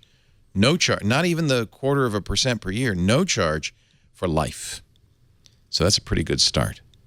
You should be, it's fine if you want to trade stocks and have some fun in the stock market, but you've got to invest the bulk of your money for the long term, for your health, your family's financial health, for retirement. Wealthfront is really, really sweet. 0.25%, 0.25% a year, and there's no additional fees, zero commissions. This is a great way to do it. And you don't have to worry about it. You don't have to pay attention. You're done. Wealthfront.com/TWiT to get your first $15,000 in investments absolutely free of charge for life. For compliance purposes, I have to tell you, Wealthfront Incorporated is an SEC-registered investment advisor. Brokerage services are offered through Wealthfront Brokerage Corporation, member FINRA and SIPC. This is not a solicitation to buy or sell securities. Investing in securities involves risks, and there is the possibility of losing money. Past performance is no guarantee of future results. Please visit wealthfront.com to read their full disclosure. Okay, so I got Google Fi, as I think most of you know, and this really ugly Fi case. That case is terrible. I reviewed Fi for the Journal a couple weeks ago. And used it actually up in Tahoe and San Francisco. It's fine, right? It's like T-Mobile or Sprint. I mean, it's good. I liked it a lot. The prices are great, but that case, that free case they give you is just well, I don't have to use the case, but I do have to use an Nexus 6, which is ginormous. It is. This phone is bigger than my head. But it's also a beautiful phone. I mean, like the display is great. The build quality is awesome. And good camera. It's just gigantic. But it's 6 inches. Yeah. There seems to be I think in the phone industry, the thinking that's what people want, because you look at the new Moto X's, for instance, they start at 5.7 inches. Yeah, but the bezel is even thinner, so actually it's not as big looking. Yeah, it actually feels like a smaller phone. Yeah, despite being somewhat similar screen size. I was a big Moto X fan the first 2 years. I loved it. I wasn't crazy about the battery life, so I kind of gave it up for others. Or the camera. And the camera was terrible. Now, have you played with the new camera, 21 megapixels? I haven't played with the Moto X. I had the Moto G for last week, and I just wrote a review on it. The G's great. I am so blown away. Now, this is a cheap phone. Starts at $180. Yeah. You for something like $250, you get the 16 gigs storage, 2 gigs of RAM. That's probably the only model you should consider. Yeah, you go up to the 220. The extra little bit of horsepower is great, and it's only an extra $40. And it's what'd you think? You know, I really loved it. I mean, if you're wanting to buy a phone off contract, I think this is the first phone you should consider. If you're a student, if you just don't want to, spend $600 for an iPhone out of contract, this is a great place to start. The display in direct sunlight, I didn't think was great. It's LCD, right? Yeah, but in direct sunlight, it kind of washed out. But the camera, which is a 13 megapixel, it's the same as in the Nexus 6. It's based on the Nexus 6, but I like the pictures I took with the Moto G better than what I shot with the 6. Yeah. Wow. Yeah. It's pretty solid. And you can use Moto Maker, so I Moto made it. It's kind of ugly. Okay, I admit it. Red and green. Why? It's lemon lime. Oh, lemon lime. So it's a cherry back, black front, lemon lime trim. I engraved it. Chief TWiT. $225, and then I bought the flip shell because I thought, what the heck? Yeah, let's get a little cover for it. And it still is less than half the price of an unlocked iPhone with all. And this is unlocked. Stuff. Yeah, so I can use it. I can put a SIM in it. I'll probably put a T-Mobile SIM in it, but I could put AT&T in it or any other GSM. For the price, it's a solid phone. I think like 90% of people should buy this phone.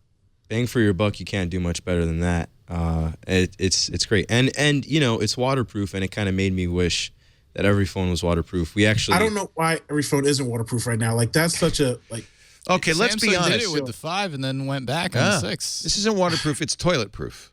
And that's really what you want. This can survive half an hour as much as 3 feet underwater. It's toilet proof. It is toilet proof. It's not. You're not going to swim with this. You're not going to get in the shower with it. It's so when it falls out of your pocket into the urinal, you don't have to throw it away. So, or when you get in a pool and you're swimming with your kids and you want to take pictures with it, people do swim with it. Would you do that? yeah, I did do that. Like that's the whole point of the Use phone. it as an underwater camera? well, you have to start it before you go underwater. Yes, so under. it only really works for video, because once you're underwater, it won't register your finger taps anymore. No. So, So you Unless mean you I use could the actually? I was thinking this is more. What about the side button? Use the side button. oh, you know what? I didn't try that in my testing, which is kind of There you silly. go. I had the thing for a That's week, like- and I So you took it in the pool? no, I not a took pool, it but under a sink in a. Actually, my review's up on WSJD, and we had it under a faucet, and then we dropped it into a pitcher of water. Nice. And actually, in that review video, You call it a perfect phone for clumsy cheapskates. yeah, you got it.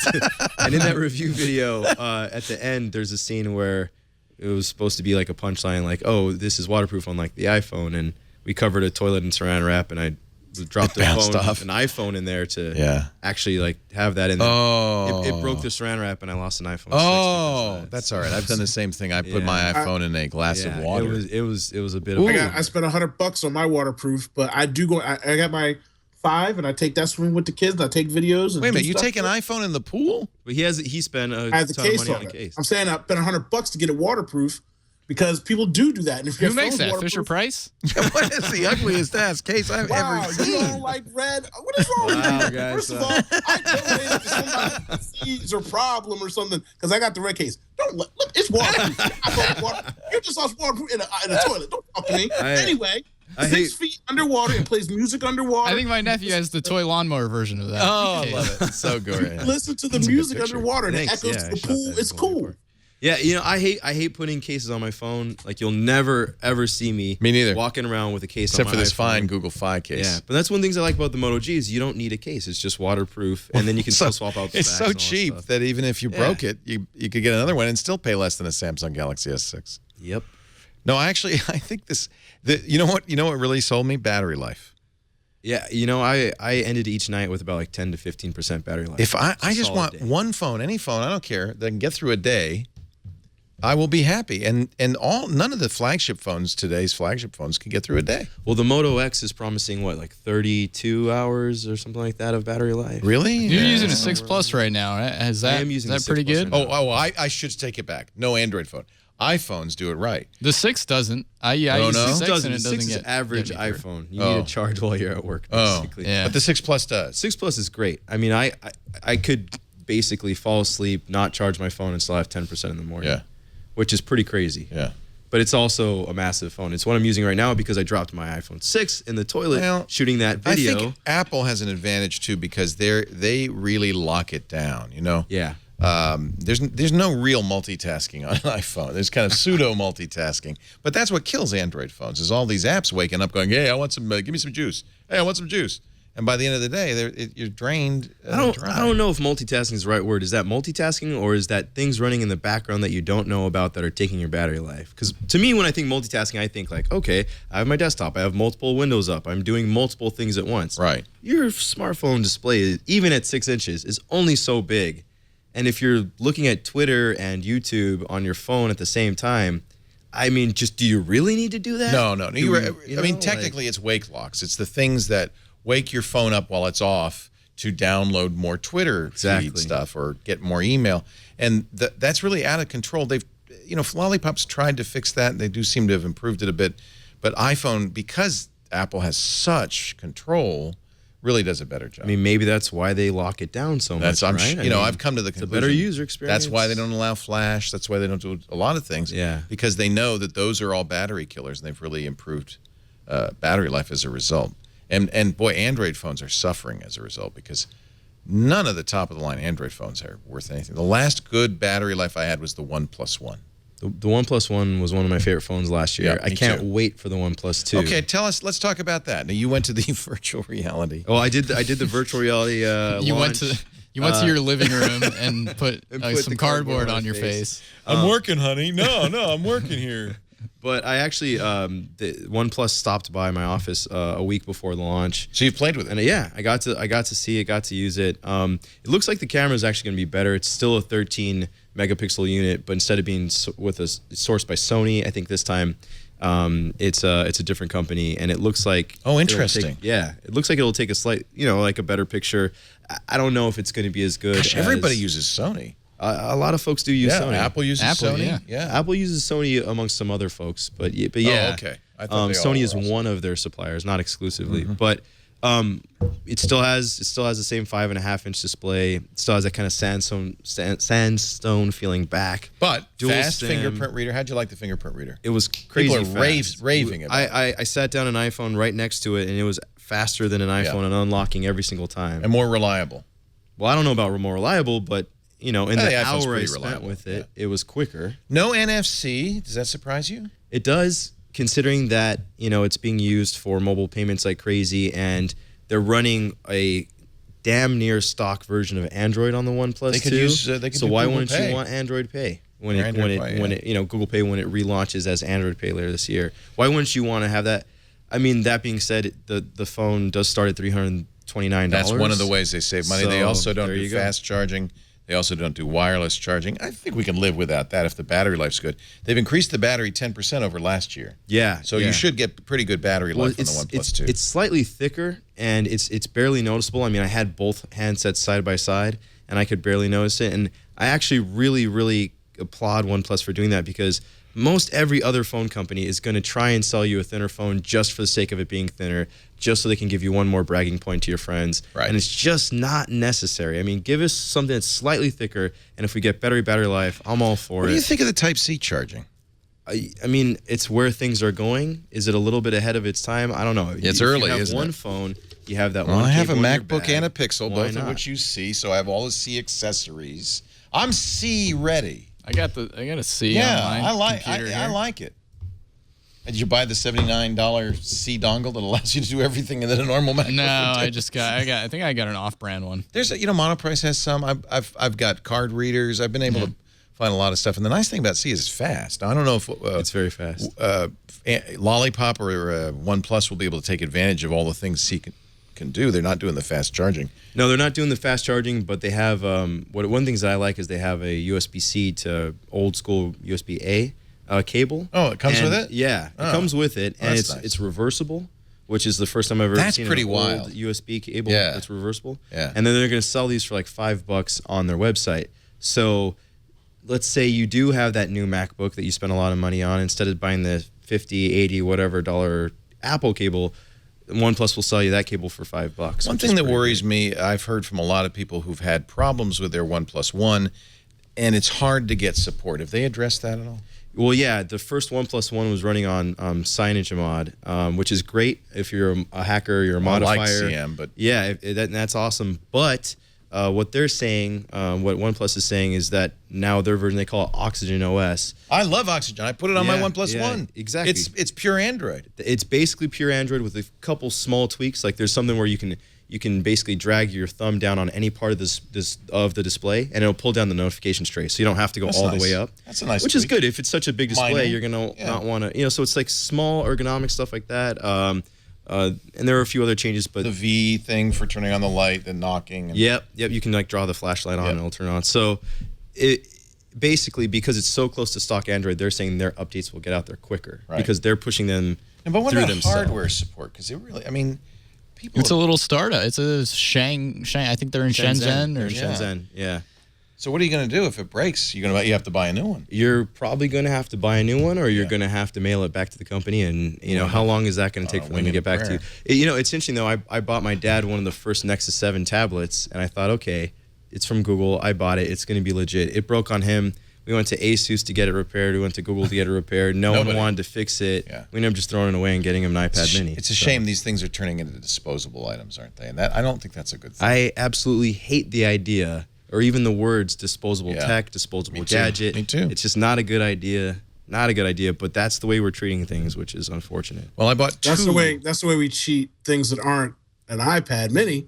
Because I still got my iPad Mini 1. It's been rocking and rolling till the cows come home. So it depends on what you buy and the quality of it. Yeah. Some things are disposable. That's the way life is. Some cars you could buy one, get one free. I wouldn't buy one, but they give you get two one of them free because it's disposable. It's a piece of crap. So, But I think it's what you buy. a fair question though of as these things become lower priced. Like the OnePlus 2 is genuinely really kind of flagship worthy phone from what I've seen. The OnePlus 1 I think was. It was absolutely competitive with every other phone in the market. And that starts at $330, which is a great price, right? So how much is that worth to you? You can look at Chromecast. That started at $35, right? And that's part of why it's so popular and why it's sold so many. Right. You can get an Apple TV for $80. It's awesome because lower prices mean tech is more accessible, but most companies don't have a recycling program set up where when you're done with that gadget, it'll be handled responsibly. It's going to be so sad in 1,000 years when historians say, man, they practically buried their civilization in mobile computers. What was wrong with these people? you think there's going to be a civilization in 1,000 years? I can tell you one thing. You're living on a tick of time. You're not going to have any rare earth materials. Montana right now. There ain't going to be any selenium left. I got land in Montana, so when it slides off to the ocean, I got that new beachfront property. You're gonna be right in the you're gonna be the perfect. You're gonna have coast on both sides. Maybe I'm literally not joking. Buy land in Montana. I'm buying land in Montana. How is it cheap right now? Land in Montana? Oh man, I'm about to go get me about 100 acres. Just wait. You get a mule with that? Off. Hey, there's some woods with that. You know what I mean? Put a little tent or something. I would actually love to do that. Good fly home. Good fly fishing. Yeah. You fly fish? I might fly fish. I'm gonna go out there to Flathead Lake, where that lake where you can like look. You could be in the center of the lake and see the bottom. It's so clear. Did you get a brochure in the mail? He's been looking at it in virtual reality. He's been looking at it in virtual reality. You got a salesman going, Mr. Stone. Let me sell you a timeshare. You slide over that ocean. I'm sitting on beach. In Montana, they have a lake so clear you can see all the way to the bottom. Flathead Lake, baby. Flathead Lake. Always be closing. Let's take a break. We're having fun. Owen J.J. Stone is here. Nathan Olivarez-Giles from the Wall Street Journal and from Bloomberg Business Week, the great Mark Milian. We are talking high tech. Did you miss anything this week on Twit? There were a few things that happened. Let's just take a look so that you feel like you're all caught up. Previously on Twit. Speaking of old timers, when'd you get that sign? I got it on Amazon for $4. Windows Weekly. It's launch day. Really going to talk about Windows 10 again, are we? Mary Jo had a review of Windows 10 titled Goodbye Windows 8. Hello Windows 10. You are sticking with it. There's still things that aren't working the way they should. And for me, one of the big ones is OneDrive. But we kind of knew that was going to be a mess. The new screensavers. You call it FPV racing, first-person view. What does that mean? Well, this one actually has a camera that's in the front of the rig, so you actually pilot it as if you're sitting in the aircraft itself. Know-how. We have been doing a little experiment the last couple of weeks, trying to find out how much bacteria is on your cell phone because we wanted to know if something like the phone soap with its UV light actually kill all the bacteria on your phone. It works. These are totally clear. There's nothing growing here. That's pretty conclusive. Twit. Technology isn't always pretty, but we are. By and far, the worst is this. Which one is That's the TriCaster. They're crawling all over the board. By the way, it's not NewTek's fault. They when the TriCaster arrives, it's crystal clean, it's beautiful, it's pristine, but we have never, ever cleaned our TriCaster. Yeah, the TriCaster is basically my plate for lunch or dinner, whatever I happen to be eating. If you get hungry during a show, I just slop it on the TriCaster and eat it out. You got a burrito right there. It kind of has its own seasoning that it adds to it too. So. We're getting you some Clorox wipes. Please. I got my Dash. You know what? I'm going to get a Dash for you. $5. You know the Amazon Dash? Yeah, I got my buttons. If you're a Prime member, I got my button, and one of the buttons is for Clorox wipes. I should just put that right there on the TriCaster. I've been pushing that button all the time. Why would you do that? Because basically, you're kind of kills the immune system. He's working every day because he can tolerate all the things that go onto that board. Cleaning that board is going to make our him sick. technical directors never get sick. Yeah, right. Leo, come on, man. They're immune. I'm a doctor. I got the Dash. It's the strangest thing. I thought it was an April Fool's joke. Amazon talked about it at the end of March, right? Yep. Right before April Fool's, I thought, oh, this is a joke. It's push button ordering. So I got the toilet paper one. I figured that'd be a good thing to have right there in the John, next to the commode. But it's not instant. It's not, it takes 2 days. If you're waiting until that moment to press that button, you're doing it wrong. At least you're doing it wrong. The idea is you know when you need it. So you push the button. If you are a Prime member and you've ordered that product before, it will repeat your order automatically. If not, it'll send it to your app and then put it in the cart, and then you can have to manually approve it. It has debounce, so if you've got a toddler that pushes it 100 times, it still won't make multiple orders. It only will let you repeat the order once the first order arrives. So you're safe on that. I think it's kind of cool. I can't believe that I'm paying Amazon for the right to order more stuff from Amazon. How much are the buttons? $5. But here's the thing. What is wrong with the world that you can't just use one click? You know what? Don't talk to me. I'm just go buy it. It's better than one click. That's why you ain't got no toilet paper in your bathroom. Because you buy one click and then worried about the time you need to click. You run around with no toilet paper on your butt for 4 days. You could even order toilet paper underwater in the bathtub, right? Since you got that case, that waterproof all day, case. every day. You can't stop me from shining. But Bluetooth doesn't work underwater, by the way. Well, to kind of hit on the disposable tech theme, these buttons are $5. They have a Wi-Fi module in them. They have a small battery. What's going to happen with all of these buttons when they stop working? You're just going to throw them away, aren't you? I'm going to make a necklace out of them. See? More disposable stuff. Stop buying all the toilet paper. Necklace. All the toilet paper necklaces. We live in a horrible, horrible society. You're right. You made me sad now. Sorry, I didn't mean to bum no more buttons. You know what cheers me up? Squarespace.com. The place to make your next website. It's so easy to use Squarespace. It's so beautiful. All the sites are mobile responsive. We had a guy called The Radio Show. He had a T-shirt site, and it was on Shopify, and it wasn't mobile responsive. And I looked at it on a mobile phone, and all of the good stuff was like off the page. And I said, dude, go to Squarespace. They've got better e-commerce. It's very affordable. And here's the deal. You can try it right now for 2 weeks and just see how it works for you.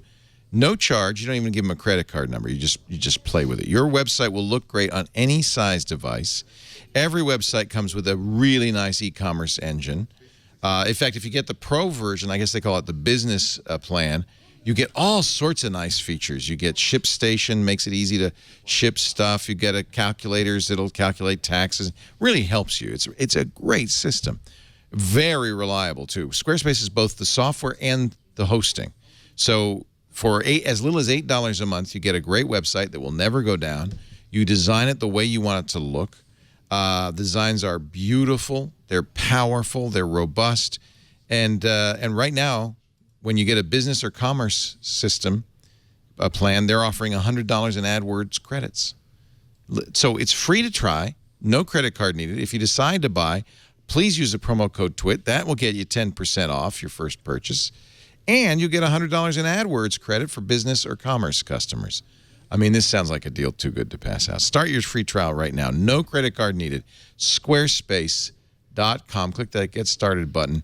And, for the T-shirt guy, this is a great solution. This is the main thing about all of this is you want the people who are using your site to be happy, to have a great experience, and they will.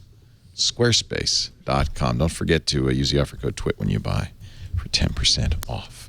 We're talking the week's tech news. You did mention Apple. Let me see real quickly. I think there's some Apple stories. There was a rumor that the Apple TV will be coming out in the fall with the iPhone announcement. I don't know if we should give these any credit at all. But App Store on the Apple TV, SDK Series support. Well, John Pajkowski's legit. He's really good. Went to BuzzFeed. Sources. That kind of took away some of his some of the credibility. Some of his credibility. Well, the only thing about this, and I don't discount that Apple is planning to release the product in September, but I feel like they've been trying to do that for like 2 years now. Well, I think that's what's going on. I think that's the issue is they haven't been able to make the deals, right? They probably have the hardware ready. It feels like every time that there's an Apple announcement, we hear the rumors of, this is going to be the one. And I think there a lot of legit journalists have said, okay, this is going to be the time when we see the new Apple TV. So I think, John's a good reporter.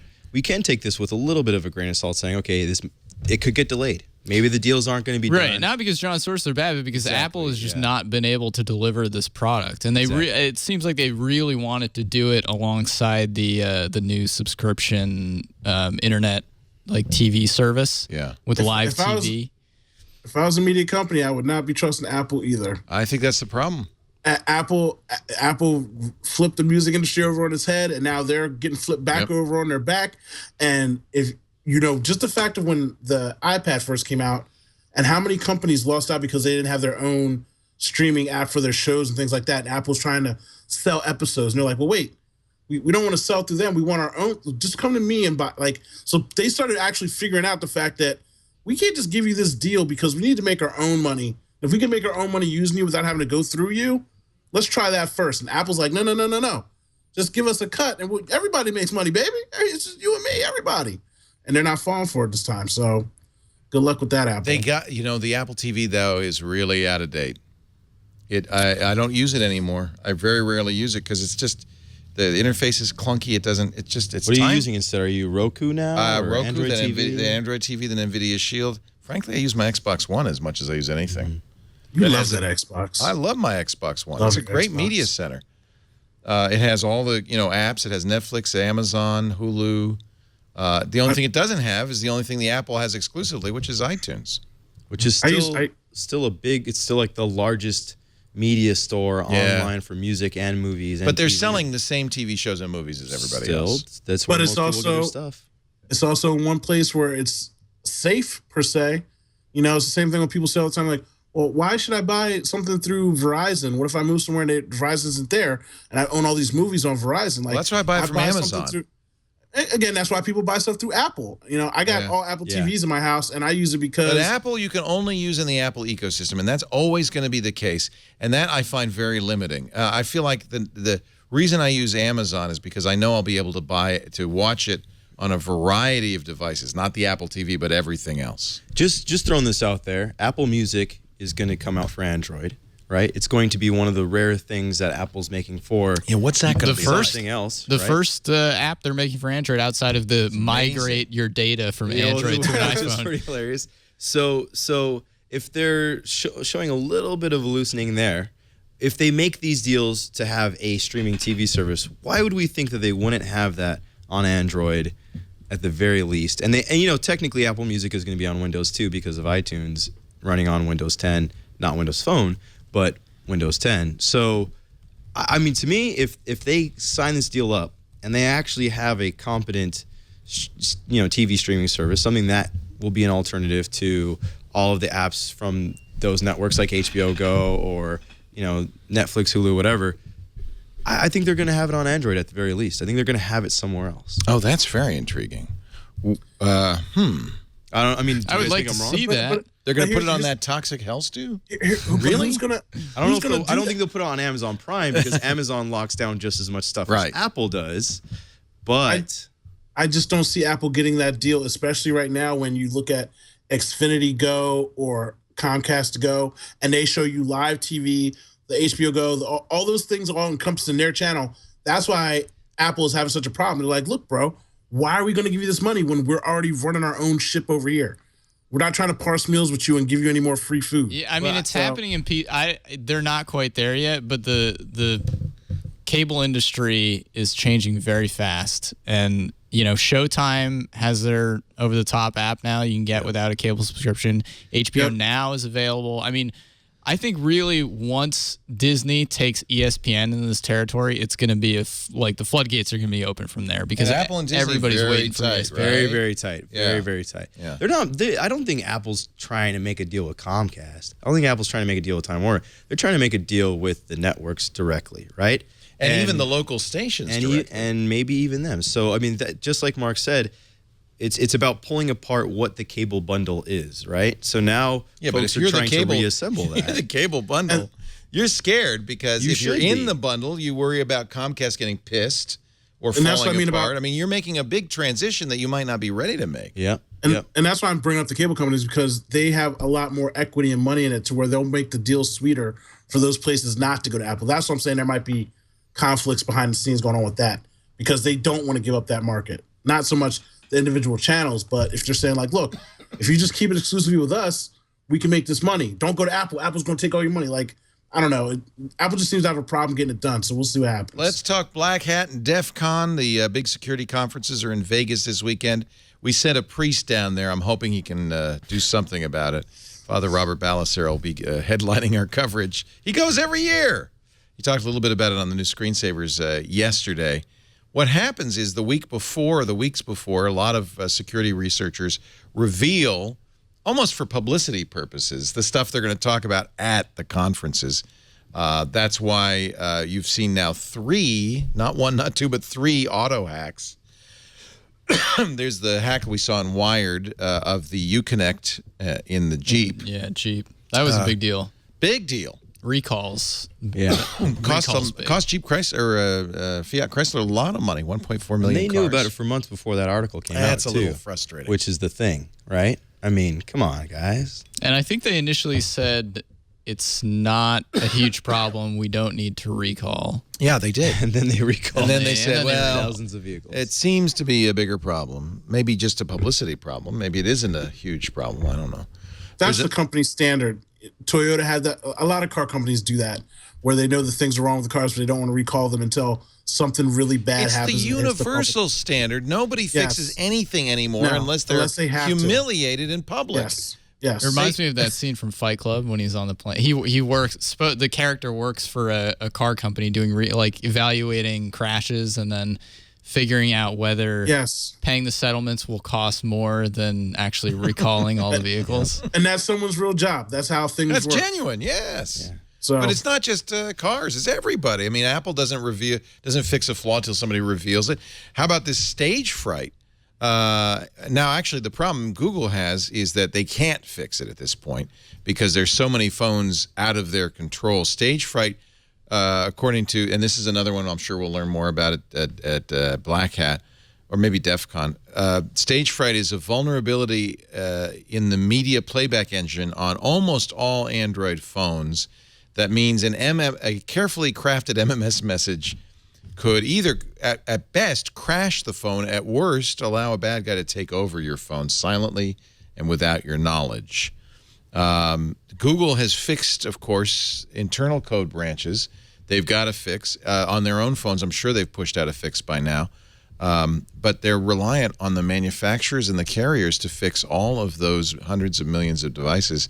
And you got to think there's a lot of devices that will never be fixed. What's kind of fascinating to me is this really affects Android phones running Jelly Bean and earlier. Yeah. Right. So if you have up to 2.2. Yeah. So if you have this year's right now today, your phone should be on Lollipop. Last year, KitKat was the big release of Android, but the problem with what Google has to put up with every single phone, it's like your Samsung Galaxy isn't going to get that new software update for 9 months later. And there's nothing Google can do about it. Well, that's what drives me nuts is it's not what Google can do about it. It's what Samsung, it's what Motorola, it's what Sony, it's what HTC, it's what Verizon, AT&T, T-Mobile, Sprint, all the carriers can do because they get Android from Google. They want to skin it. Then they go back and forth between each other, the hardware manufacturers and the carriers.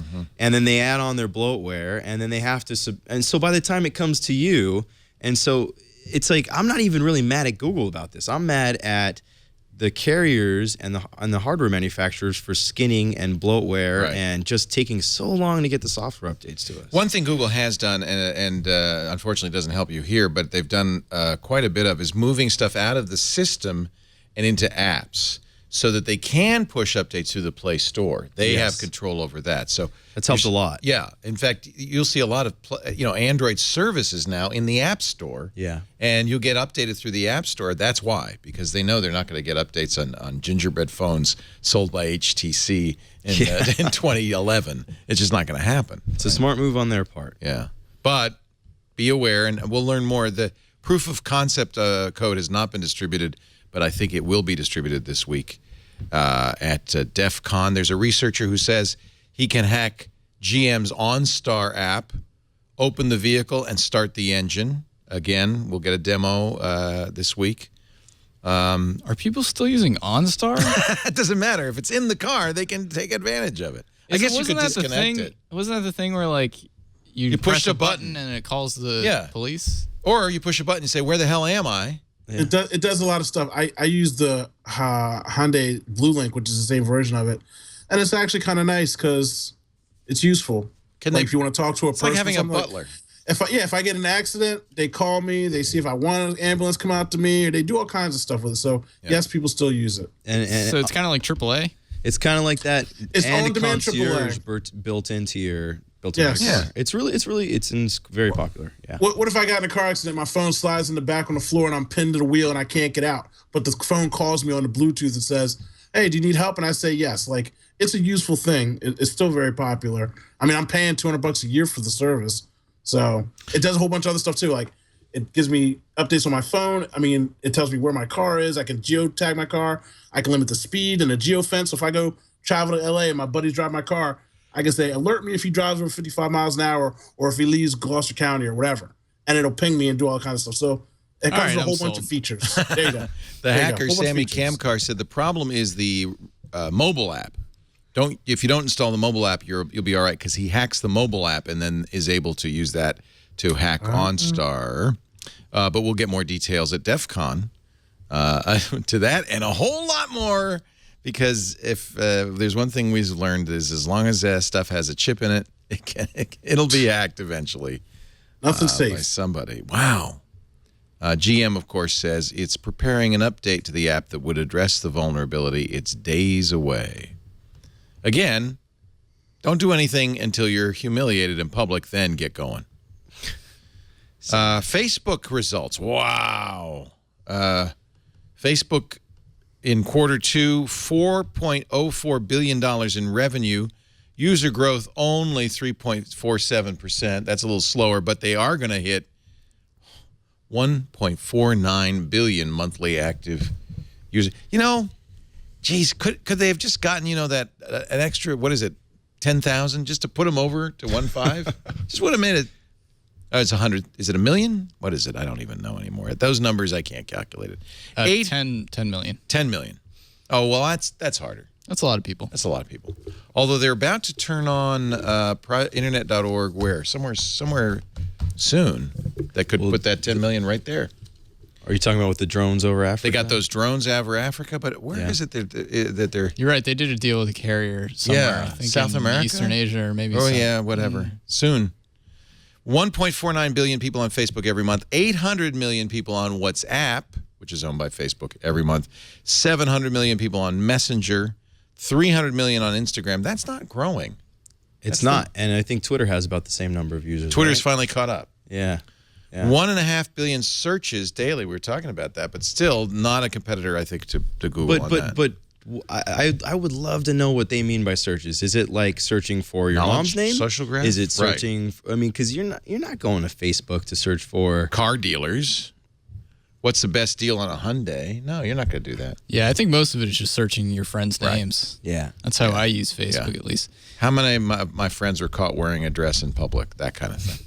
The market didn't like this quarter, though. Isn't that funny? There was something Look at in the Apple. numbers. Record quarter. Market punished them. Apple was their forecast. In this case, Facebook beat. So why did they punish them? The market didn't like the spending. They're spending a lot of money on some of these internet.org projects and on hiring. And, they say 1 billion people now have access to the internet through internet.org. Not 1 billion people using it, but that's 1 billion people who have access. Offered access. Offered access. That's great, though. There are some complaints about internet.org. It's really Facebook.internet. Yeah. 850 million people using groups on Facebook. I didn't even know there was such a thing. 450 million people using events on Facebook.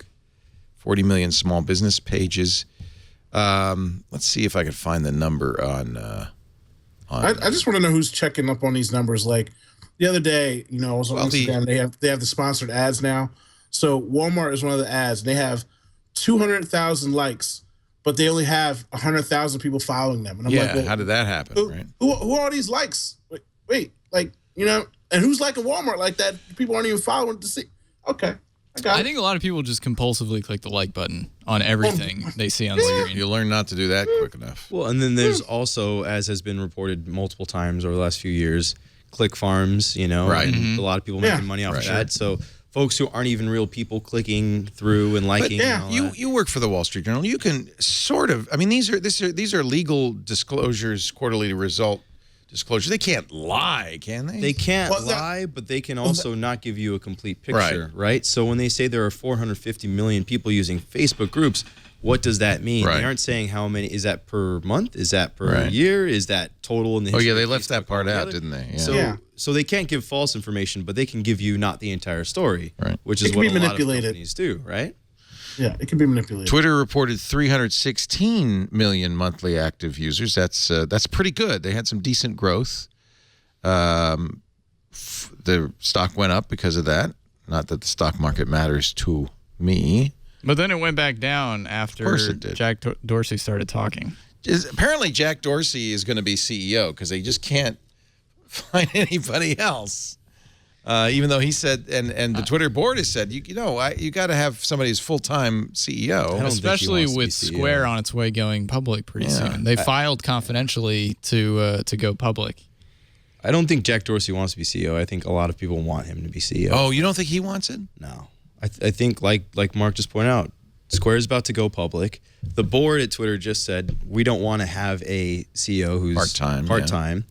I mean, and come on, like, I don't think that board didn't talk to Jack before making that announcement. I don't think that. No, that board is Ev and Dick, and it's all it's all Jack's. It's his buddies. So I think if anything, that was something to telegraph to the wider world. Hey, Jack's not going to be the guy. But instead, a lot of folks saw it as, are they fighting amongst themselves? Is he going to quit Square? I don't think it's going to happen. Kara Swisher, who's writing, I don't know why, but seems to be writing less and less at Recode. I feel like Kara and Walt are just kind of fading away in the distance now that Recode's owned by Verizon.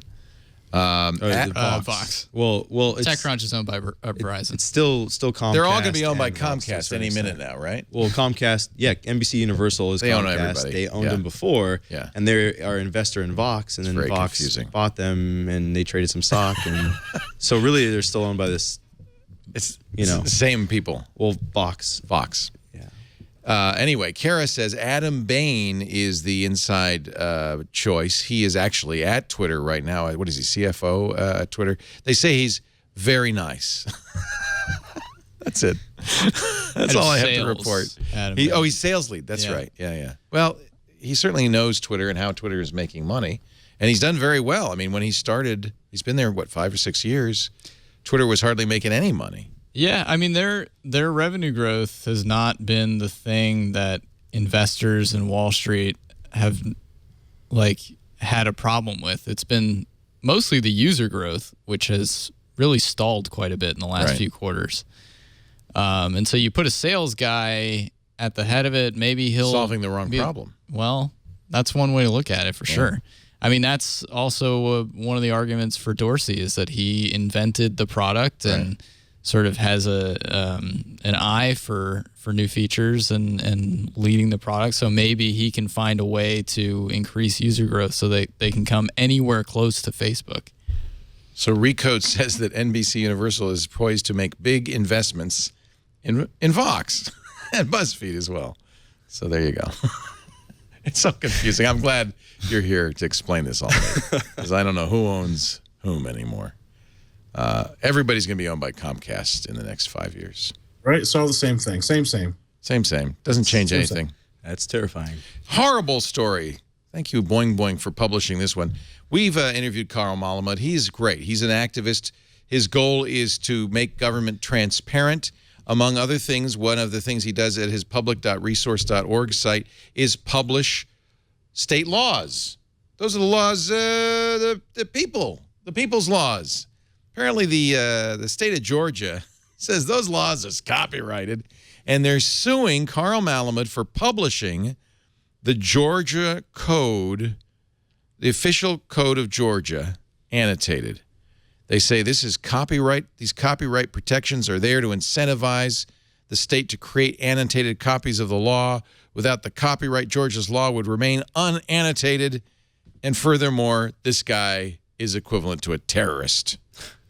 I love ridiculous overreactions by any government entity to anyone publishing anything, as journalism basically. If I were a citizen of the state of Georgia, I'd be just livid about this. You don't own those laws; those are the state's, and we all have a right to read the penal code of our state.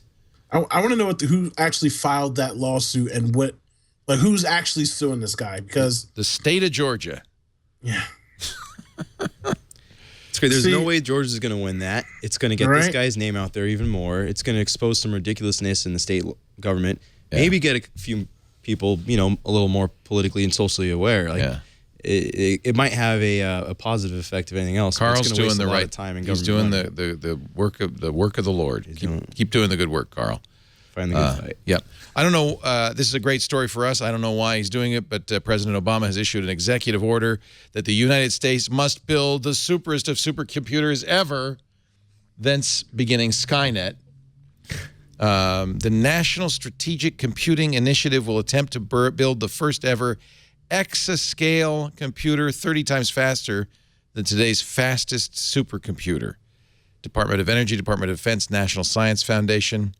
It'll be primary for use by NASA, the FBI, and the National Institutes of Health, Department of Homeland Security, and the National Atmospheric and something Administration. What NOAA is weather.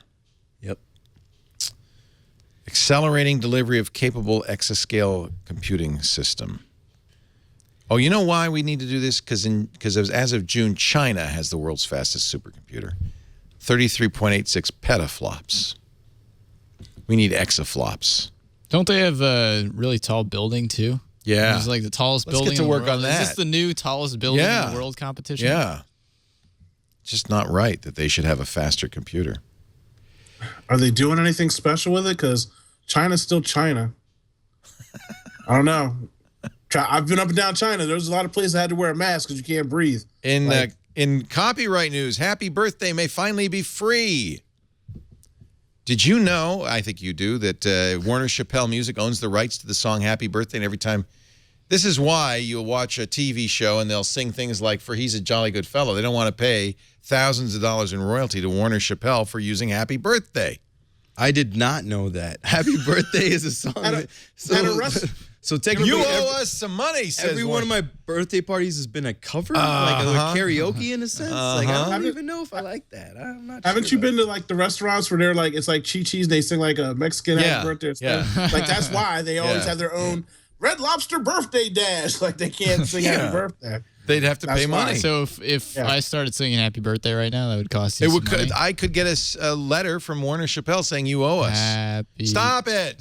I always sing it wrong. Happy birthday to you. Do they Happy enforce birthday that? to you. Is there a guy at Warner Chappell who goes around? A guy. There's a whole building. How much does Stevie Wonder have to pay? He doesn't have to pay anything. He's a living God. Probably. But he sang that song, Happy Birthday. Yeah, but that's not the same song. Different tune. It's a different song. Happy Birthday to Oh, now see? different words. See, that's when we go to court. There's a lawsuit going on. Good Morning to You Productions filed a class action lawsuit 2 years ago. She was told she'd have to pay $1,500 to use the song in her Happy Birthday documentary. This is a lawsuit that's been going on for 2 years. They found a smoking gun. It's kind of complicated, but they found a songbook that had the words and music to Happy Birthday in it without a copyright mark. And in those days, it's not true anymore. You're copyright automatically. But in those days, if you didn't have a copyright next to, your stuff, it wouldn't be copyrighted. And so it may be that this whole thing is going to go up in smoke. Warner Chappell had the actual document, the songbook. It was submitted in discovery. The other side got it, but it was smudged. It's really a great story. So watch carefully because soon it may be that we can finally, free at last, sing Happy Birthday on this show. I can't wait. That'll be a happy day. When's your birthday? Excited. 10/17. Come back in October. We can celebrate every day. Come back in October and I will sing to you. You do that. You should sing to me anyway and cut the check. You got money, Uncle Leo. You love me. I ain't paying it to Warner Chappell for using a song that's 100 years old.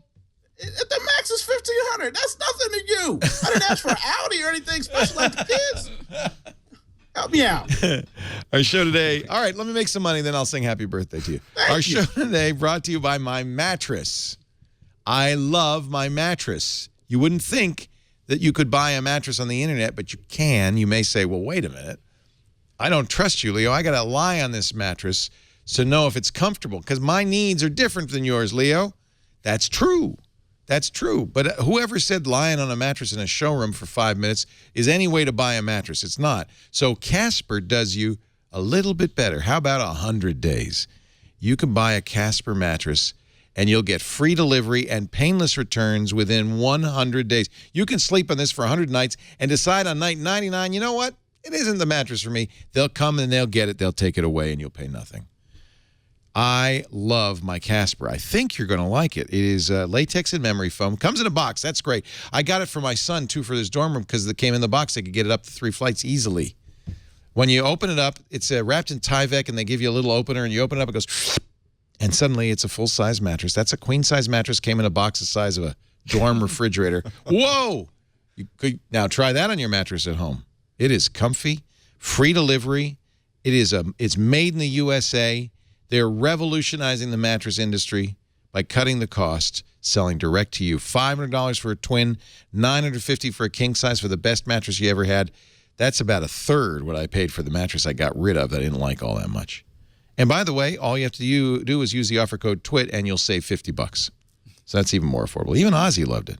Casper.com/TWIT. Use the promo code TWIT and save big on your brand new mattress. No risk to you. Casper. We love my Casper. I love it. So you don't have the no dogs on the bed rule? Oh, how could you do that? Do you not like Goron on the bed? Yeah, try not to. Oh man, you're a harsh taskmaster. I don't. You know, he's got little stubby legs. He probably can't get on the bed. Jump, no. See, he can't get on the bed. You try that with a dog that can leap high enough to get on the bed, then you tell me.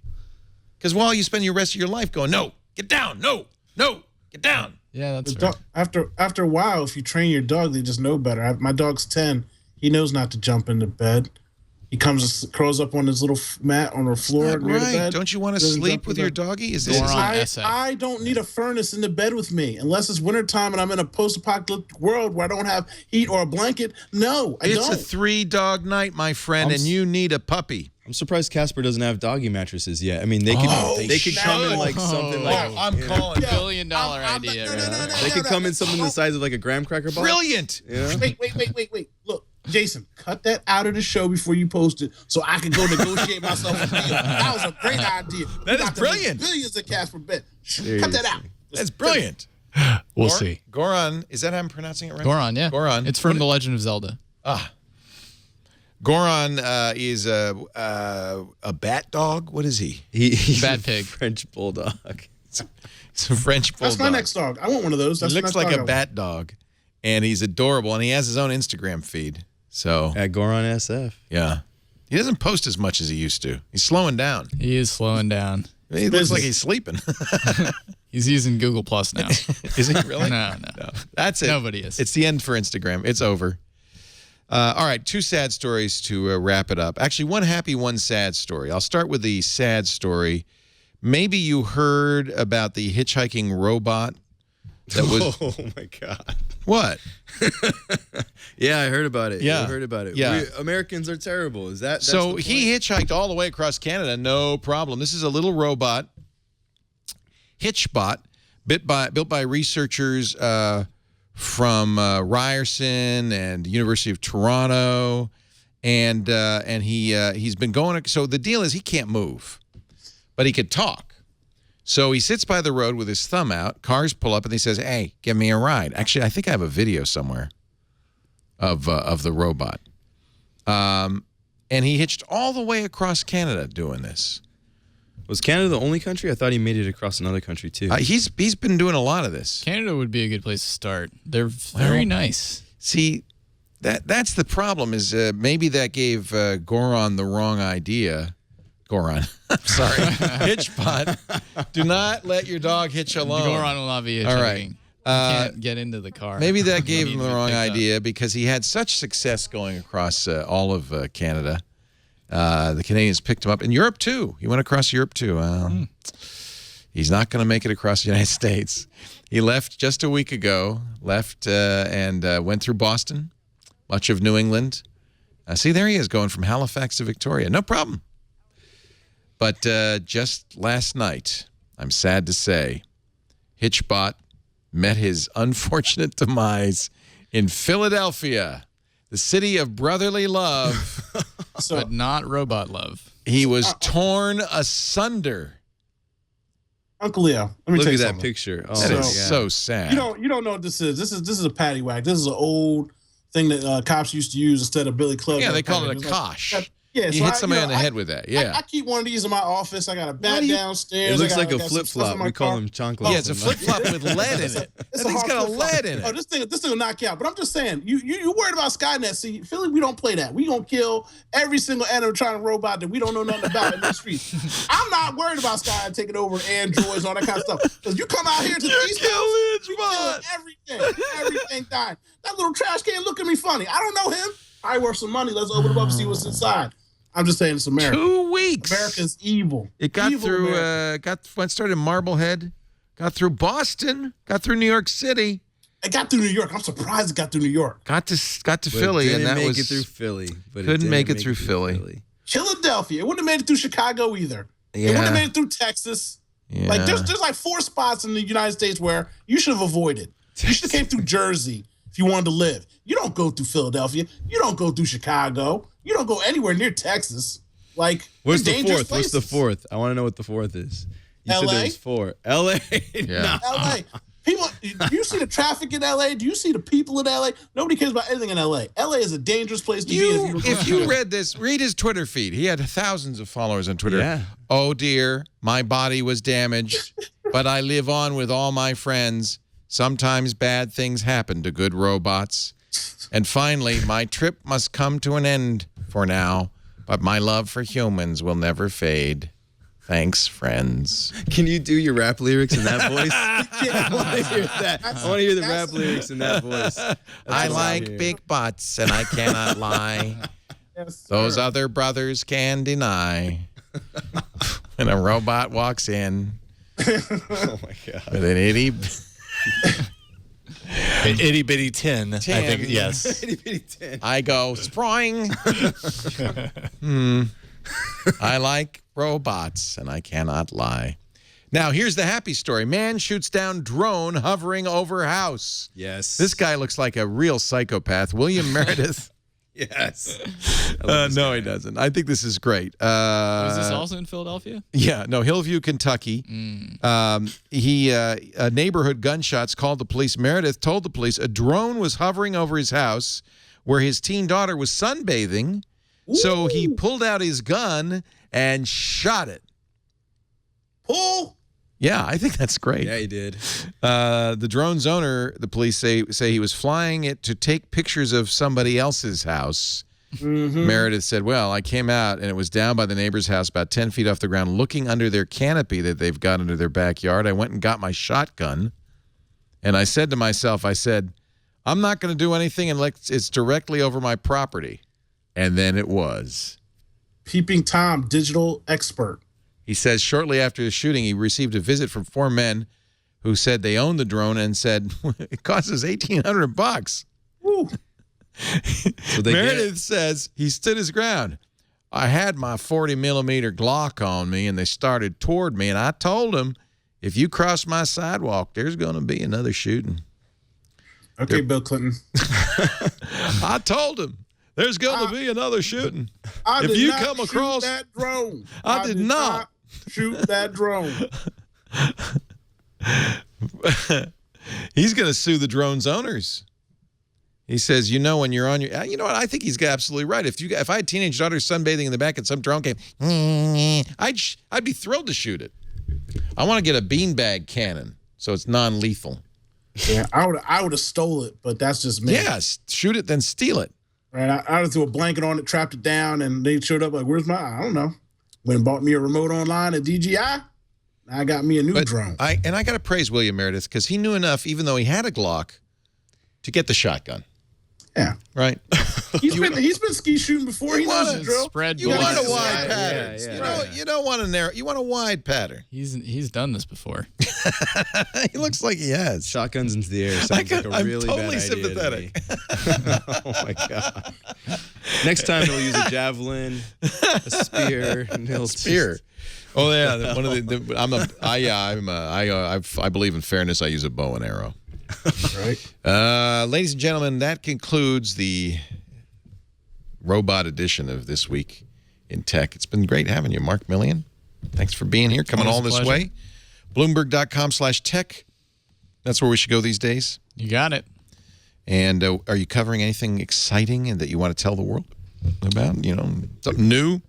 Lots of exciting things. We'll have a couple of people at DEF CON and Black Hat covering all the crazy security stuff going on. That's going to be very interesting. Gamescom we'll have coverage from, which starts this week.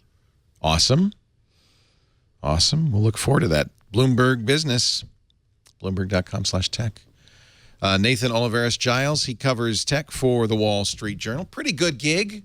What are you working on these days? Not bad. Well, you know, I'm focused on consumer tech. The Journal just actually had a little tech conference in China, so we do things globally. Did you go to China? I did not. Oh, but man, two of our I love columnists China. did. I wish I would have got down You've been there, though? Never. You have been there. I've not been to China. Oh, man, let's all go to China. I've been to Why don't we China. do an episode of this show. That's from who was China? in China. I was in China. I love China. Let's go to China.